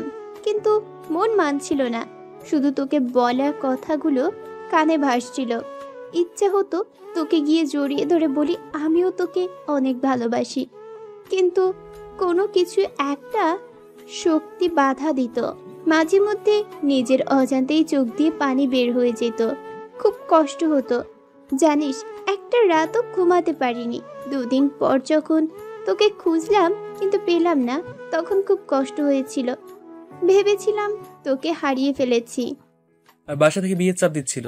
বলতেই পারতাম যে আমি একজনকে ভালোবাসি, কিন্তু কাকে দেখাতো? তাই কোনো উপায় না পেয়ে বিয়েতে রাজি হতে হলো। বিয়ের দিন যখন শুনলাম বর পালিয়েছে অন্য একটা মেয়ের সাথে, তখন কত যে খুশি হয়েছিলাম বলে বোঝাতে পারবো না। মনে মনে বলছিলাম, যাক, তোকে ফিরে পাবো, তোকে খুঁজে বের করে তোর সাথে রিলেশন করব। যদি আমাদের সম্পর্ক মেনে না দিত তাহলে পালিয়ে যেতাম। কিন্তু কিছুক্ষণ পর মা এসে বললো যে বিয়ে হবে অন্য একটা ছেলের সাথে। তখন মাথায় আকাশ ভেঙে পড়ার মতো অবস্থা হয়েছিল। সব স্বপ্ন চুরমার হয়ে গেল। নিজের অজান্তে চোখ দিয়ে বৃষ্টির মতো পানি পড়তে লেগেছিল। যখন তোকে বাসর ঘরে দেখলাম যে তুই আর তোর সাথে আমার বিয়ে হয়েছে, তখন কত যে খুশি হয়েছিলাম বলার বাইরে। মনে হচ্ছিল আমি পৃথিবীর সবকিছু পেয়ে গেছি। কিন্তু তোর উপর খুব অভিমান হয়েছিল, তাই বাসর ঘরে অমন করে পড়েছিলাম। তার জন্য সরি। ম্যাম এগুলো বলছিল। আমি তো ম্যামের দিকে হা করে তাকিয়ে আছি। আমি হা করে আছি দেখেই ঠোঁট একটু পাপ্পি দিল। হা মুখটা বন্ধ করে নিলাম। বাহ, ওটা তো বেশ রোমান্টিক। যাক, ভালো হয়েছে। এভাবে হা করে আছো কেন? আপনার কথা শুনে। যা সত্যি তাই বললাম। আমি তোমাকে না অনেক ভালোবাসি জানো। এই কয়েকদিন আমার খুব কষ্ট হয়েছে, তোমাকে না অনেক মিস করছি। একটা রাতেও 2টি চোখের পাতা এক করতে পারিনি, শুধু কান্না করছি। কিন্তু আমি তো আর আপনাকে ভালোবাসি না, অন্য একজনকে ভালোবাসি। তার নাম অধরা জাহান প্রভা। রাগানোর জন্য বললাম, আর দেখি কেমন রিয়াক্ট করে। কি বললি কুত্তা? তুই আমাকে ছাড়া অন্য কাউকে ভালোবাসতে পারিস না? বলেই কান্না করা শুরু করে দিল। কান্না করেন কেন? আর আমি আপনাকে ডিভোর্স দিয়ে দেবো। আমার কথা শুনে ম্যাম কেমন করে তাকাচ্ছে, আর এদিকে চোখ দিয়ে পানি ছড়াচ্ছে। তোকে যদি না পাই তাহলে আমি এক্ষুনি হাসপাতালের জানালা দিয়ে ঝাঁপ দিব। বলেই উঠে গেল। আমি হাত ধরে টান দিলাম। টান দিতেই আমার উপর পড়ে গেল। গুলি লাগার জায়গায় একটু ব্যথা পেলাম। বা হাত দিয়ে শক্ত করে জড়িয়ে ধরলাম আর বললাম, আমি তো আমার ম্যাম বউটাকে অনেক ভালোবাসি, আর আপনার কিছু হয়ে গেলে আমি তো মরে যাব। ম্যাম আমার মুখে হাত দিয়ে বলল, চুপ, আর এমন কথা বলবা না। বলবো না। তাহলে অধরা জাহান প্রভা কে? চোখ মুছে দিতে দিতে বললাম, এটা কার নাম বলেন তো? মনে করেন। কিছুক্ষণ পর বলল, ও, এইটা তো আমারই আরেক নাম। আমি কি আমার রাগী ম্যাম বউকে ছেড়ে অন্য কাউকে ভালোবাসতে পারি? আমাকে কখনো ছেড়ে যাবে না তো? যাবো তো, মৃত্যু বলতে যাবো তখনই বলতে পারলাম না। ম্যাম ছেড়ে দিয়ে কাঁদতে লাগলো। চোখ মুছিয়ে দিতে দিতে বললাম, কাঁদেন কেন? তুই শুধু মরার কথা বলিস কেন? বাবা, বউ তো আমাকে অনেক ভালোবাসে। হ্যাঁ, তুমি আমাকে আপনি করে কেন বলছো? ওকে, তুমি করে বলবো, কিন্তু তুমি কেন তুই করে বলছো? ওকে, আমিও শুধু তুমি করে বলবো, কিন্তু যখন রাগ ওঠে তখন তুই বের হয়ে যায়। এখন কত বাজে? রাত 1টা। ও, অনেক রাত হয়েছে, সেহেতু তুমি আমার বাবা সে শুয়ে পড়ো। কিন্তু বালিশ কোথায়? আমার ম্যাম্পোর জন্য আমার বুকটাই যথেষ্ট। তোমার খিদে পায়নি? পেয়েছিল, কিন্তু এখন আর নেই। কেন? আবার যে মিষ্টি খাইছি তাতেই পেট ভরে গেছে। তাই? কিন্তু এখানে আরো খেতে মন চাইছে। দাঁড়াও। কি শান্তি, 5 মিনিট পর ছেড়ে দিল। হয়েছে না আরো লাগবে? আজকের মতো আর লাগবে না, আমার মতো অনেক রোমান্টিক। একটু একটু। সামিয়া এখন আমার বুকে মাথা রেখে শুয়ে আছে। তুমি আজ ভার্সিটি কি করতে গেছিলে? এই কয়েকদিন তো যাওনি। তুমি কিভাবে জানলা যে এই কয়েকদিন ভার্সিটি যাইনি? আজ প্রথম গেছি। আমার কাছে সব খবর ছিল, কখন কি করো। তুমি এতদিন কোথায় ছিলে আর কিভাবে জানো? এক আঙ্কেলের বাসায় ছিলাম। ও, আজ যদি তুমি না যেতে তাহলে কি যে হতো? বলেই কাঁদতে লাগলো। আরে পাগলি, কাঁদো কেন? কিছু তো হয়নি, আর আমি থাকতে আমার সিনিয়র বউয়ের কিছু হতে দেবো না, ইনশাআল্লাহ। কিন্তু কিছু প্রশ্ন মাথায় ঘুরপাক খাচ্ছে। এখন কোনো প্রশ্ন না, এখন চুপ করে ঘুমাও, আমার অনেক ঘুম লাগছে। ঘুমিয়ে পড়লাম। মুয়াজ্জিনের আজান শুনে ঘুম ভেঙে গেল। সামিয়া আবার বুকে মাথা রেখে ঘুমিয়ে আছে, আর আমি ওর মায়াবী চেহারার দিকে তাকিয়ে আছি। কি মায়াবী লাগছে, মনে হচ্ছে একটা নিষ্পাপ শিশু আমার বুকে মাথা রেখে ঘুমিয়ে আছে। আমি মাথায় বিলি কাটতে লাগলাম। এরপর কপালে একটা চুমু দিয়ে বুক থেকে মাথাটা সরিয়ে উজু করতে গেলাম। উজু করে এসে নামাজটা আদায় করে নিলাম। এখনো সামিয়া ঘুমাচ্ছে। পাশে থাকা চেয়ারটা টেনে সামিয়ার দিকে তাকাতে লাগলাম। মুখটা কতটা শুকিয়ে গেছে, কে দেখতে এখনো অনেক সুন্দর লাগছে। মায়াবী চোখ, ওই চোখ দেখে তো প্রথম ক্রাশ খেয়েছিলাম। এটা আপনাদের বলিনি, কিন্তু মন যাচ্ছে এভাবে সারাটা জীবন তাকিয়ে থাকি। তাকিয়ে আছি তো তাকিয়ে আছি, আমি তো অন্য জগতে হারিয়ে গেছি। কারো দেখায় বাস্তবে ফিরে এলাম। এভাবে কি দেখছো? তোমাকে। এর আগে আমাকে দেখোনি বুঝি? দেখেছি, কিন্তু আজ তোমাকে অন্যরকম মায়াবী লাগছে। যা লাগছে আমার লজ্জা করে না? তোমার লজ্জাও আছে? কিন্তু তুমি ওখানে বসে কি করছো আর উঠলা কখন? একটু আগেই উঠে নামাজ আদায় করলাম, আর আমার বউয়ের চাঁদ মাখার মুখটা দেখতে বসলাম। তোমার সমস্যা হলো না? আমাকে ডাকতে পারলে না? না, তুমি ঘুমাচ্ছিলে তাই ডাক দিইনি। তুমি নামাজ পড়ো না? সমস্যা আছে, এসো ঘুমিয়ে পড়ো। শুয়ে পড়লাম। সামিয়া আবার আমার বুকে মাথা রাখলো। আমার না খেতে ইচ্ছে করছে। কি খেতে ইচ্ছে করছে? ওটা। কোনটা? বুঝতে পারলাম বউ আমার কি খেতে যাচ্ছে, তাও না বোঝা ভার করলাম। বেশ কিছুক্ষণ পর ছেড়ে দিল। দুজন মিলে হাঁপাতে লাগলাম। সামিয়া হাঁপাতে হাঁপাতে বলল, এটা। ও, এবার বলো, তুমি পুলিশের কাছ থেকে ছাড়া পেলে কেমন করে? আর এতদিন কোথায় ছিলে? আর গতকাল তুমি পিস্তল পেলে কোথায়? আর পুলিশও তোমার সাথে দিল? একে একে উত্তর দিই। আমি জেলা এসপি, এটা কেউ জানে না, এমনকি বাসার কেয়ারটেকার জানে না। সেটা বুঝলাম, তো তোমাকে ধরে নিয়ে গেল কেন? তারাও জানতো না, আর এতদিন আমার জয়েন হওয়ার সময় হয়নি, গতকাল হয়েছি, তাই আমাকে ধরে রাখতে পারেনি। তাহলে এতদিন ছিলা কোথায়? ডিএজি আঙ্কেলের বাসায় ছিলাম, আর তোমাকে একটু শিক্ষা দেওয়ার জন্যই আরো ছিলাম। কুত্তা বিলাই হনুমান বাদর, আমাকে কষ্ট দেওয়া, তোকে আজ মেরেই ফেলবো। ব্যথা করছে তো। মারতে মারতে আঘাত করা জায়গায় একটা দিয়েছে। ও মা গো, ইস, রক্ত বের হয়ে গেল। রক্ত কোথা থেকে আসলো? তুমি তো আমার আঘাত করা জায়গায় মারলা। সামিয়ার চোখে পানি। সরি, বুঝতে পারিনি। উঠে বাইরে নার্স চিৎকার করতে করতে চলে গেল। কিছুক্ষণ পর ডক্টর নিয়ে আসলো। সামিয়া তো কেঁদেই যাচ্ছে। এটা কেমন করে হলো? একটু উঠতে গিয়ে আঘাত লাগলো। সামিয়ার দিকে তাকিয়ে বললাম, পাগলিটা এখনো কাঁদছে। ডক্টর রক্ত পরিষ্কার করতে করতে বলল, একটু দেখে শুনে কাজ করেন। ম্যাম, আপনি কাঁদছেন কেন? আর একটু দেখে শুনে রাখেন। ডক্টর রক্ত পরিষ্কার করে চলে গেল। সামিয়া আমার কাছে এসে কাঁদতে কাঁদতে বলল, সরি, বুঝতে পারিনি। চোখের পানি মুছতে মুছতে বললাম, আরে কাঁদছো কেন? তেমন কিছু তো হয়নি। আর তোমাকে কাঁদলে না অনেক সুন্দর লাগে। আমার জন্য এমনটা হলো। তুমি তো জেনে বুঝে মারোনি। কান্না থামাও। দেখতে দেখতে সকাল হয়ে গেল। সূর্যমামা উঠে গেছে। মা, ভাবি, ভাইয়া, আব্বা এলো। মা আমার মাথার কাছে বসলো। মা, কেমন আছো? ভালো, তুই? আলহামদুলিল্লাহ ভালো। আব্বা, ভাবি, ভাইয়া, তোমরা কেমন আছো? সবাই একসাথে বললো। এতদিন কোথায় ছিলে? চুপ হয়ে গেলাম। আসলেই তো, এতদিন কোথায় ছিলে? ও, তোমরা থামো তো।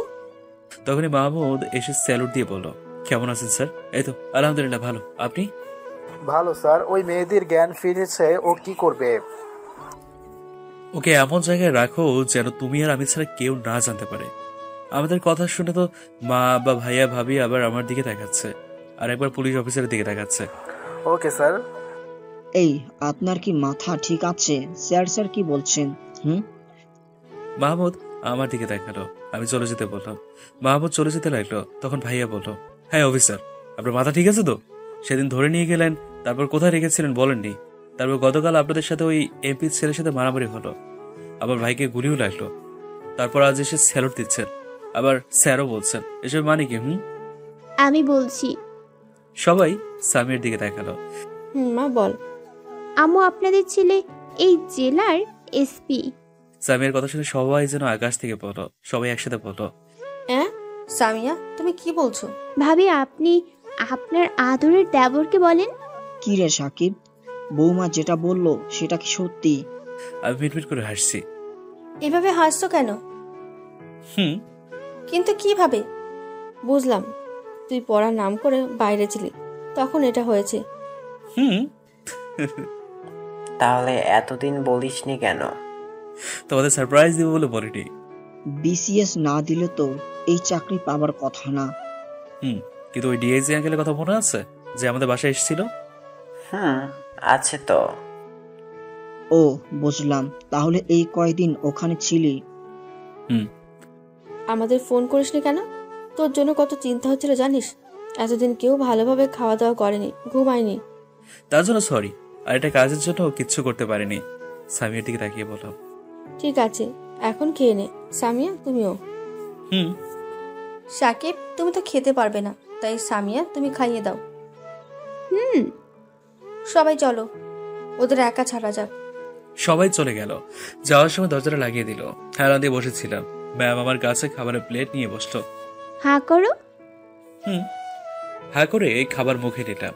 খাচ্ছি আর চেয়ে চেয়ে দেখছি। এভাবে কি দেখছো? তোমাকে। এভাবে দেখার কি আছে? আছে আছে, অনেক কিছুই আছে। তুমি খাও। খেতে লাগলাম। তখন সামিয়ার ঠোঁটের কোণে এটা ভাত লেগে আছে।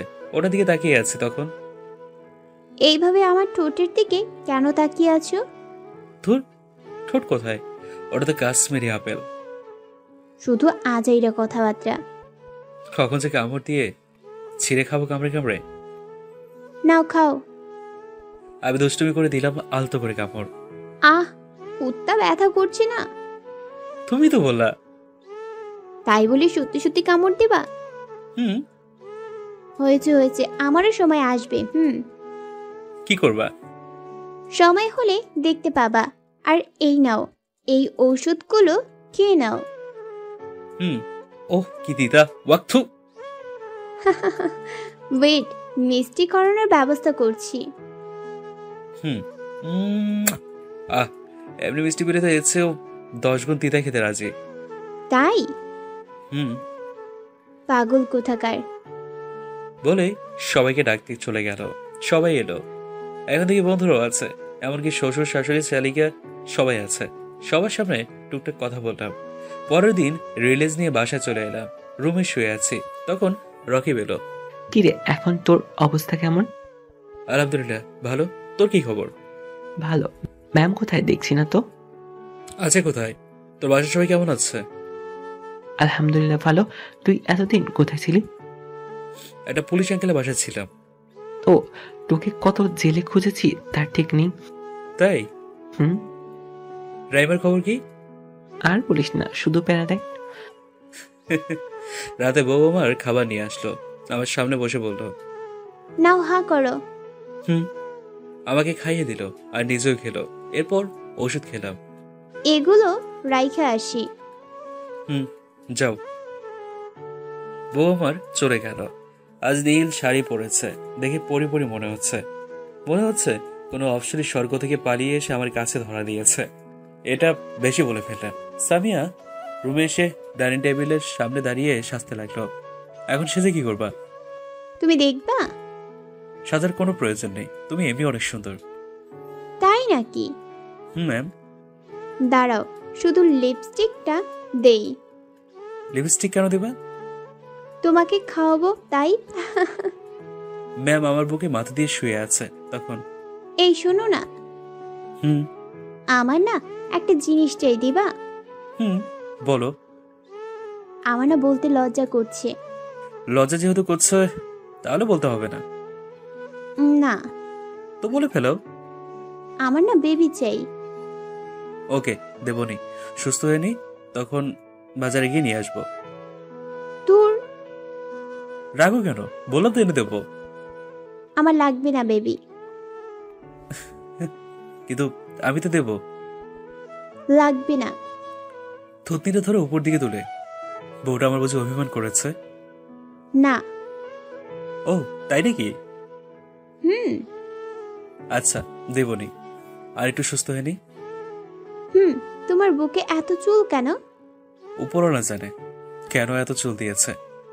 ওকে, এখন ঘুমাও। পরের দিন সকালে ঘুম থেকে উঠে পড়লাম। আজ পুলিশ স্টেশনে যাবো। সামান্য কাঁধে ঘুরে লাগায় যদি এমন করে শুয়ে থাকলে চলবে? হ্যাঁ, বউ আমার এখনো ঘুমাচ্ছে। ঠোঁট দুটো দেখে লোভ সামলাতে পারলাম না, দিলাম ঠোঁটের উপর ঠোঁট বসিয়ে। সামিও রেসপন্স করছে, তার মানে জেগে আছে। ছেড়ে দিলাম। তুমি জেগে আছো? কিন্তু ছাড়লা কেন?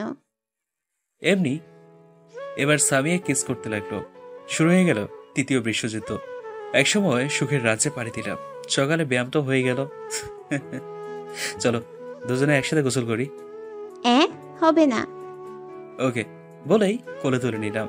ফরজ কাজ করার পর বউয়ের সাথে গোসল করব বলেই রুমের সাথে অ্যাটাচ বাথরুম বানিয়ে নিয়েছি। তুমি তো ব্যথা পাবে। কিসের ব্যথা? কোনো ব্যথা পাবা না। আমার না আরেকবার ইচ্ছা করছে। তাই? আমি কি আমার সিনিয়র বউয়ের ইচ্ছে পূরণ না করে পারি? আরেক রাউন্ড চললো। এরপর দুজন একসাথে ফ্রেশ হয়ে নিলাম। রুমে এসে বসে আছি, তখনই কেউ চাচ্চু চাচ্চু বলে ডাকছে। অনেক অবাক হলাম। আমার তো এখনো ভাতিজি বা ভাতিজা হয়নি, তাহলে চাচ্চু বলে কে ডাকে? তোমাকে এভাবে কে চাচু চাচু বলে ডাকছে? আমি কেমন করে বলবো? তারাও তো দেখি কে আসছে। তুমি বসো, আমি দেখছি। সামিয়া উঠে গেল। বলে দেখে একটা পিচ্ছি মেয়ে আর একটা মহিলা। তুমি তাহলে সামিয়া? জি, কিন্তু আপনাকে তো চিনলাম না। তুমি চিনবে না। সাকিব কোথায়? বিছানায়। এর মধ্যে মারুফা আমার কোলে এসে বসে আছে। কখন আসলে মামুনি? এই মাত্র এসেই তোমার কাছে। তোমার আম্মু কোথায়? এই তো আমি। কেমন আছেন ভাবি? আলহামদুলিল্লাহ ভালো। তোমার এমন অবস্থা তো আমাদের জানাওনি কেন? আসলে ভাবি। হয়েছে হয়েছে, আর মাথা চুলকাতে হবে না। মারুফা তো এসি তোমার কাছে টানতে টানতে নিয়ে এলো। ও, আঙ্কেল আন্টি ভাইয়া কোথায়? নিচে বসে আছে। সামিয়া, আমি ভাবিদের বাসায় কয়েকদিন ছিলাম। ও ভাবি, আপনার বাচ্চাটা অনেক কিউট দেখতে, আপনার মতো হয়েছে। মামুনি আমার কাছে এসো তো। না, যাব না। আমি ওর মা হয়েও সাকিবের কোল থেকে নিতে পারি না। আর মারুপা তো তোমাকে আজ প্রথম দেখেছে। আমি যতক্ষণ না যেতে বলবো ততক্ষণ কেউ নিতে পারবে না। আমি পারবো। চেষ্টা করো। মামুনি আমার কাছে এসে তোমায় অনেক চকলেট, আইসক্রিম, ফুচকা কিনে দেব। না, যাব না, চাচু কিনে দিবে। তোমাকে ঘুরতে নিয়ে যাব। চাচু নিয়ে যাবে। যাই বলে তাতেই বলে চাচু নিয়ে যাবে, চাচু খাওয়াবে। আর সামিও হাঁপিয়ে গেছে।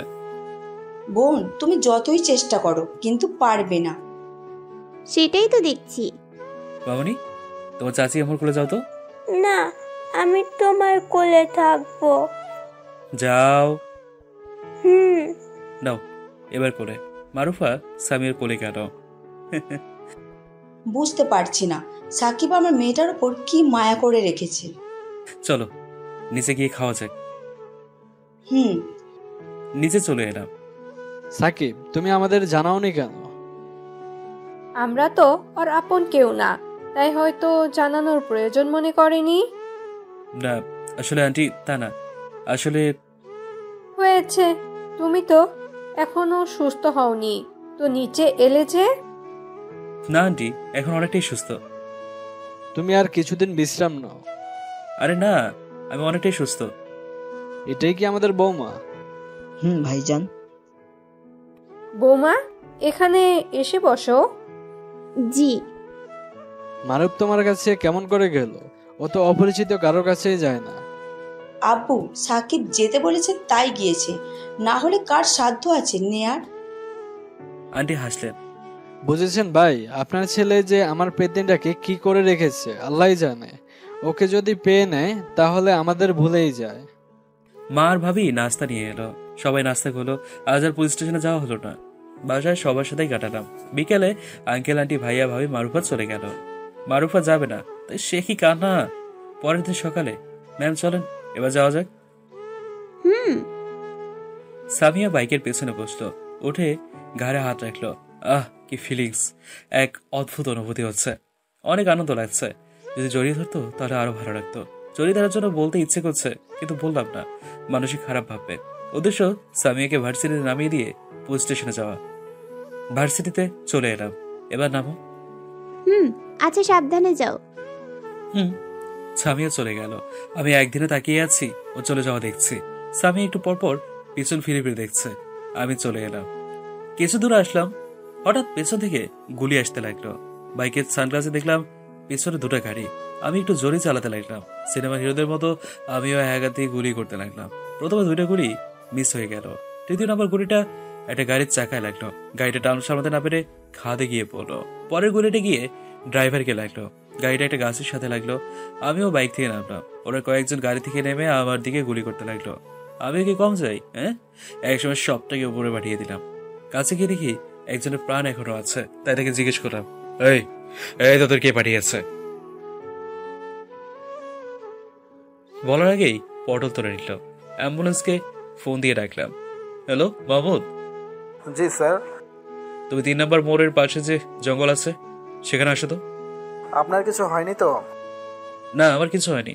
গুন্ডারা আমায় আক্রমণ করেছিল, কিন্তু কিচ্ছু করতে পারেনি, বরং আমি তাদের উপরে পাঠিয়েছি। আল্লাহর অশেষ রহমতে যে আপনার কিছু হয়নি, আমরা এখন আসছি। ওকে, ফোনটা কেটে দিলাম। তখনই ফোনটা বাজতে লাগলো, কিন্তু আমারটা না, কারটা যেন বাজছে। খুঁজতে লাগলাম, দেখলাম একজনের পকেটে বাজছে। ফোনটা বের করে রিসিভ করে রেকর্ড বাটনে চাপ দিয়ে কানে ধরতেই ওপাশ থেকে বলল, কিরে, ওই এসপি কে শেষ করতে পারলি? ওদের শেষ করে দিয়েছি, এখন তোর পালা। তুই কে? আমি তো জম। আমি সবার জম, আর তোরও। তুই আমার ছেলেকে মারছিস, আমার লোককে মেরেছিস, তোদের পরিবারকে আমি ছাড়ছি না। তুই আমার পরিবারের সদস্যদের উপর হাত দিয়ে দেখ, তোর অবস্থা কি করি। আজকের মধ্যেই বুঝতে পারবি। ফোনটা কেটে দিল। আমি অনেকটা ভয় পেলাম, সত্যি সত্যি যদি আমার পরিবারের সদস্যদের ক্ষতি করে। ভাইয়াকে ফোন দিলাম।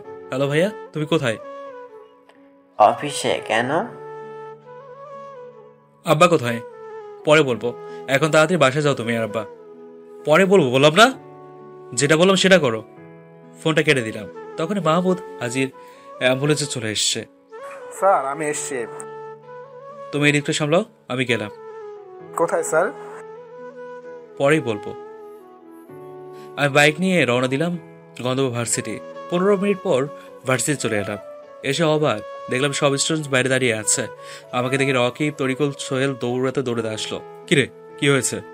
ম্যামকে গুন্ডারা তুলে নিয়ে গেছে। হোয়াট? কি বলিস? আবার তো মাথায় আকাশ ভেঙে পড়ার মতো অবস্থা। কিছুক্ষণের জন্য স্তব্ধ হয়ে গেলাম। কখন? তুই আসার একটু আগে। কোন দিকে গেছে বলতে পারবি? বাম দিকে গেছে। মাথায় কিচ্ছু আসছে না। ফোনটা বের করে হেডকোয়ার্টারে ফোন দিয়ে সামিয়ার লোকেশনটা ট্যাগ করতে বললাম। আর দেরি না করে বাইক নিয়ে ছুটলাম। মাহমুদকে ফোন দিলাম। জি স্যার বলেন। তুমি আরো কিছু পুলিশ ফোর্স নিয়ে আমার লোকেশন ট্যাগ করো। আমার স্ত্রীকে এমপির ছেলেরা কিডন্যাপ করেছে। জি স্যার, আমরা এখনই আসছি। বাইক চালাতে লাগলাম। হেডকোয়ার্টার থেকে লোকেশন জানছি আর বাইক চালাচ্ছি। ঘন্টাখানেক পর একটা জঙ্গলের কাছে এলাম। হেডকোয়ার্টার থেকে বললো, স্যার ট্র্যাপ করা যাচ্ছে না। ওকে, আমি বাকিটা দেখছি। জঙ্গলের ভেতরে গেলাম। কিছুদূর যেতেই একটা বাসা দেখলাম কয়েকজন হেঁটে বেড়াচ্ছে। আর এগোলাম না, মাহমুদের জন্য অপেক্ষা করতে লাগলাম। কিছুক্ষণ পর ওরা এলো। আমি ওদের দেখে অবাক। প্রায় 25 থেকে 30 জনের কাছাকাছি। মাহমুদ আর পাশে আরেক থানার ইন্সপেক্টর এসে স্যালুট দিয়ে বলল, স্যার আমরা এসে গেছি। আমি আর কিছুজন নিয়ে আসতে বলেছি। বলে এতজন?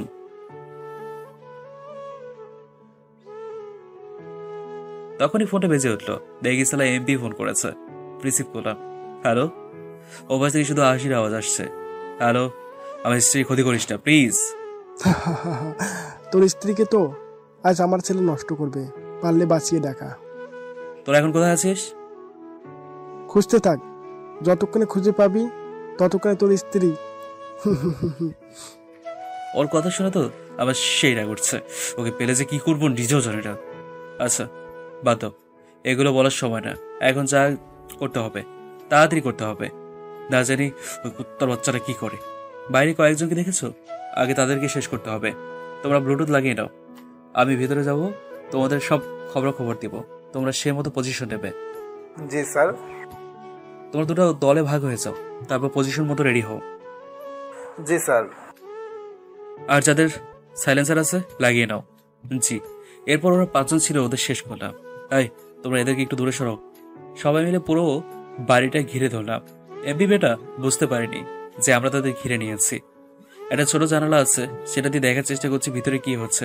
আমি তো পুরো টাসি খেয়ে গেলাম। এখানে তো অনেক মেয়ে আছে। একজন সামিয়ার কাপড় ধরে টানছে, মাথায় রক্ত উঠে গেছে, রাগে দাঁতগুলো কটমুট করছে। আর সহ্য হলো না, দরজা লাথি দিয়ে ভেতরে গেলাম। ওদের মধ্যে অনেকেই আমার দিকে পিস্তল দাগ করলো। সামিয়া কাছে, যা আমার কাছে একটু ভালো লাগছে না। এই তোরা থাম, ওর কাছ থেকে পিস্তলটা নিয়ে নে। একজন আমার কাছ থেকে পিস্তল নিয়ে নিল। আর ও তো আমার শিকার। আর তুই যখন এসেই পড়েছিস, তোকে তো উপরে পাঠাবোই। নে, তো তোর সাথে আমাদের মতো নেতাদের 5টা গোলামগুলোকে নিয়ে আসিসনি? ওর কথা শুনে রাগ ক্রমশ বেড়ে যাচ্ছে। তোদের 15 জনের মধ্যে আমি একাই যথেষ্ট। ওদের কোনো প্রয়োজন নেই, তাই ওদের আনিনি। বস, দেখছি এই শালার এখনো তেজ কমেনি। বুঝতে পারছিস না? এই বয়সে একটু রক্ত গরম হয়ে থাকে, ওরও সেম অবস্থা। বস, ওর যতই রক্ত গরম থাকুক, ও আমার কাছে কিছুই না। প্লিজ ওর কিছু করিও না, যা করার আমার সাথে করো।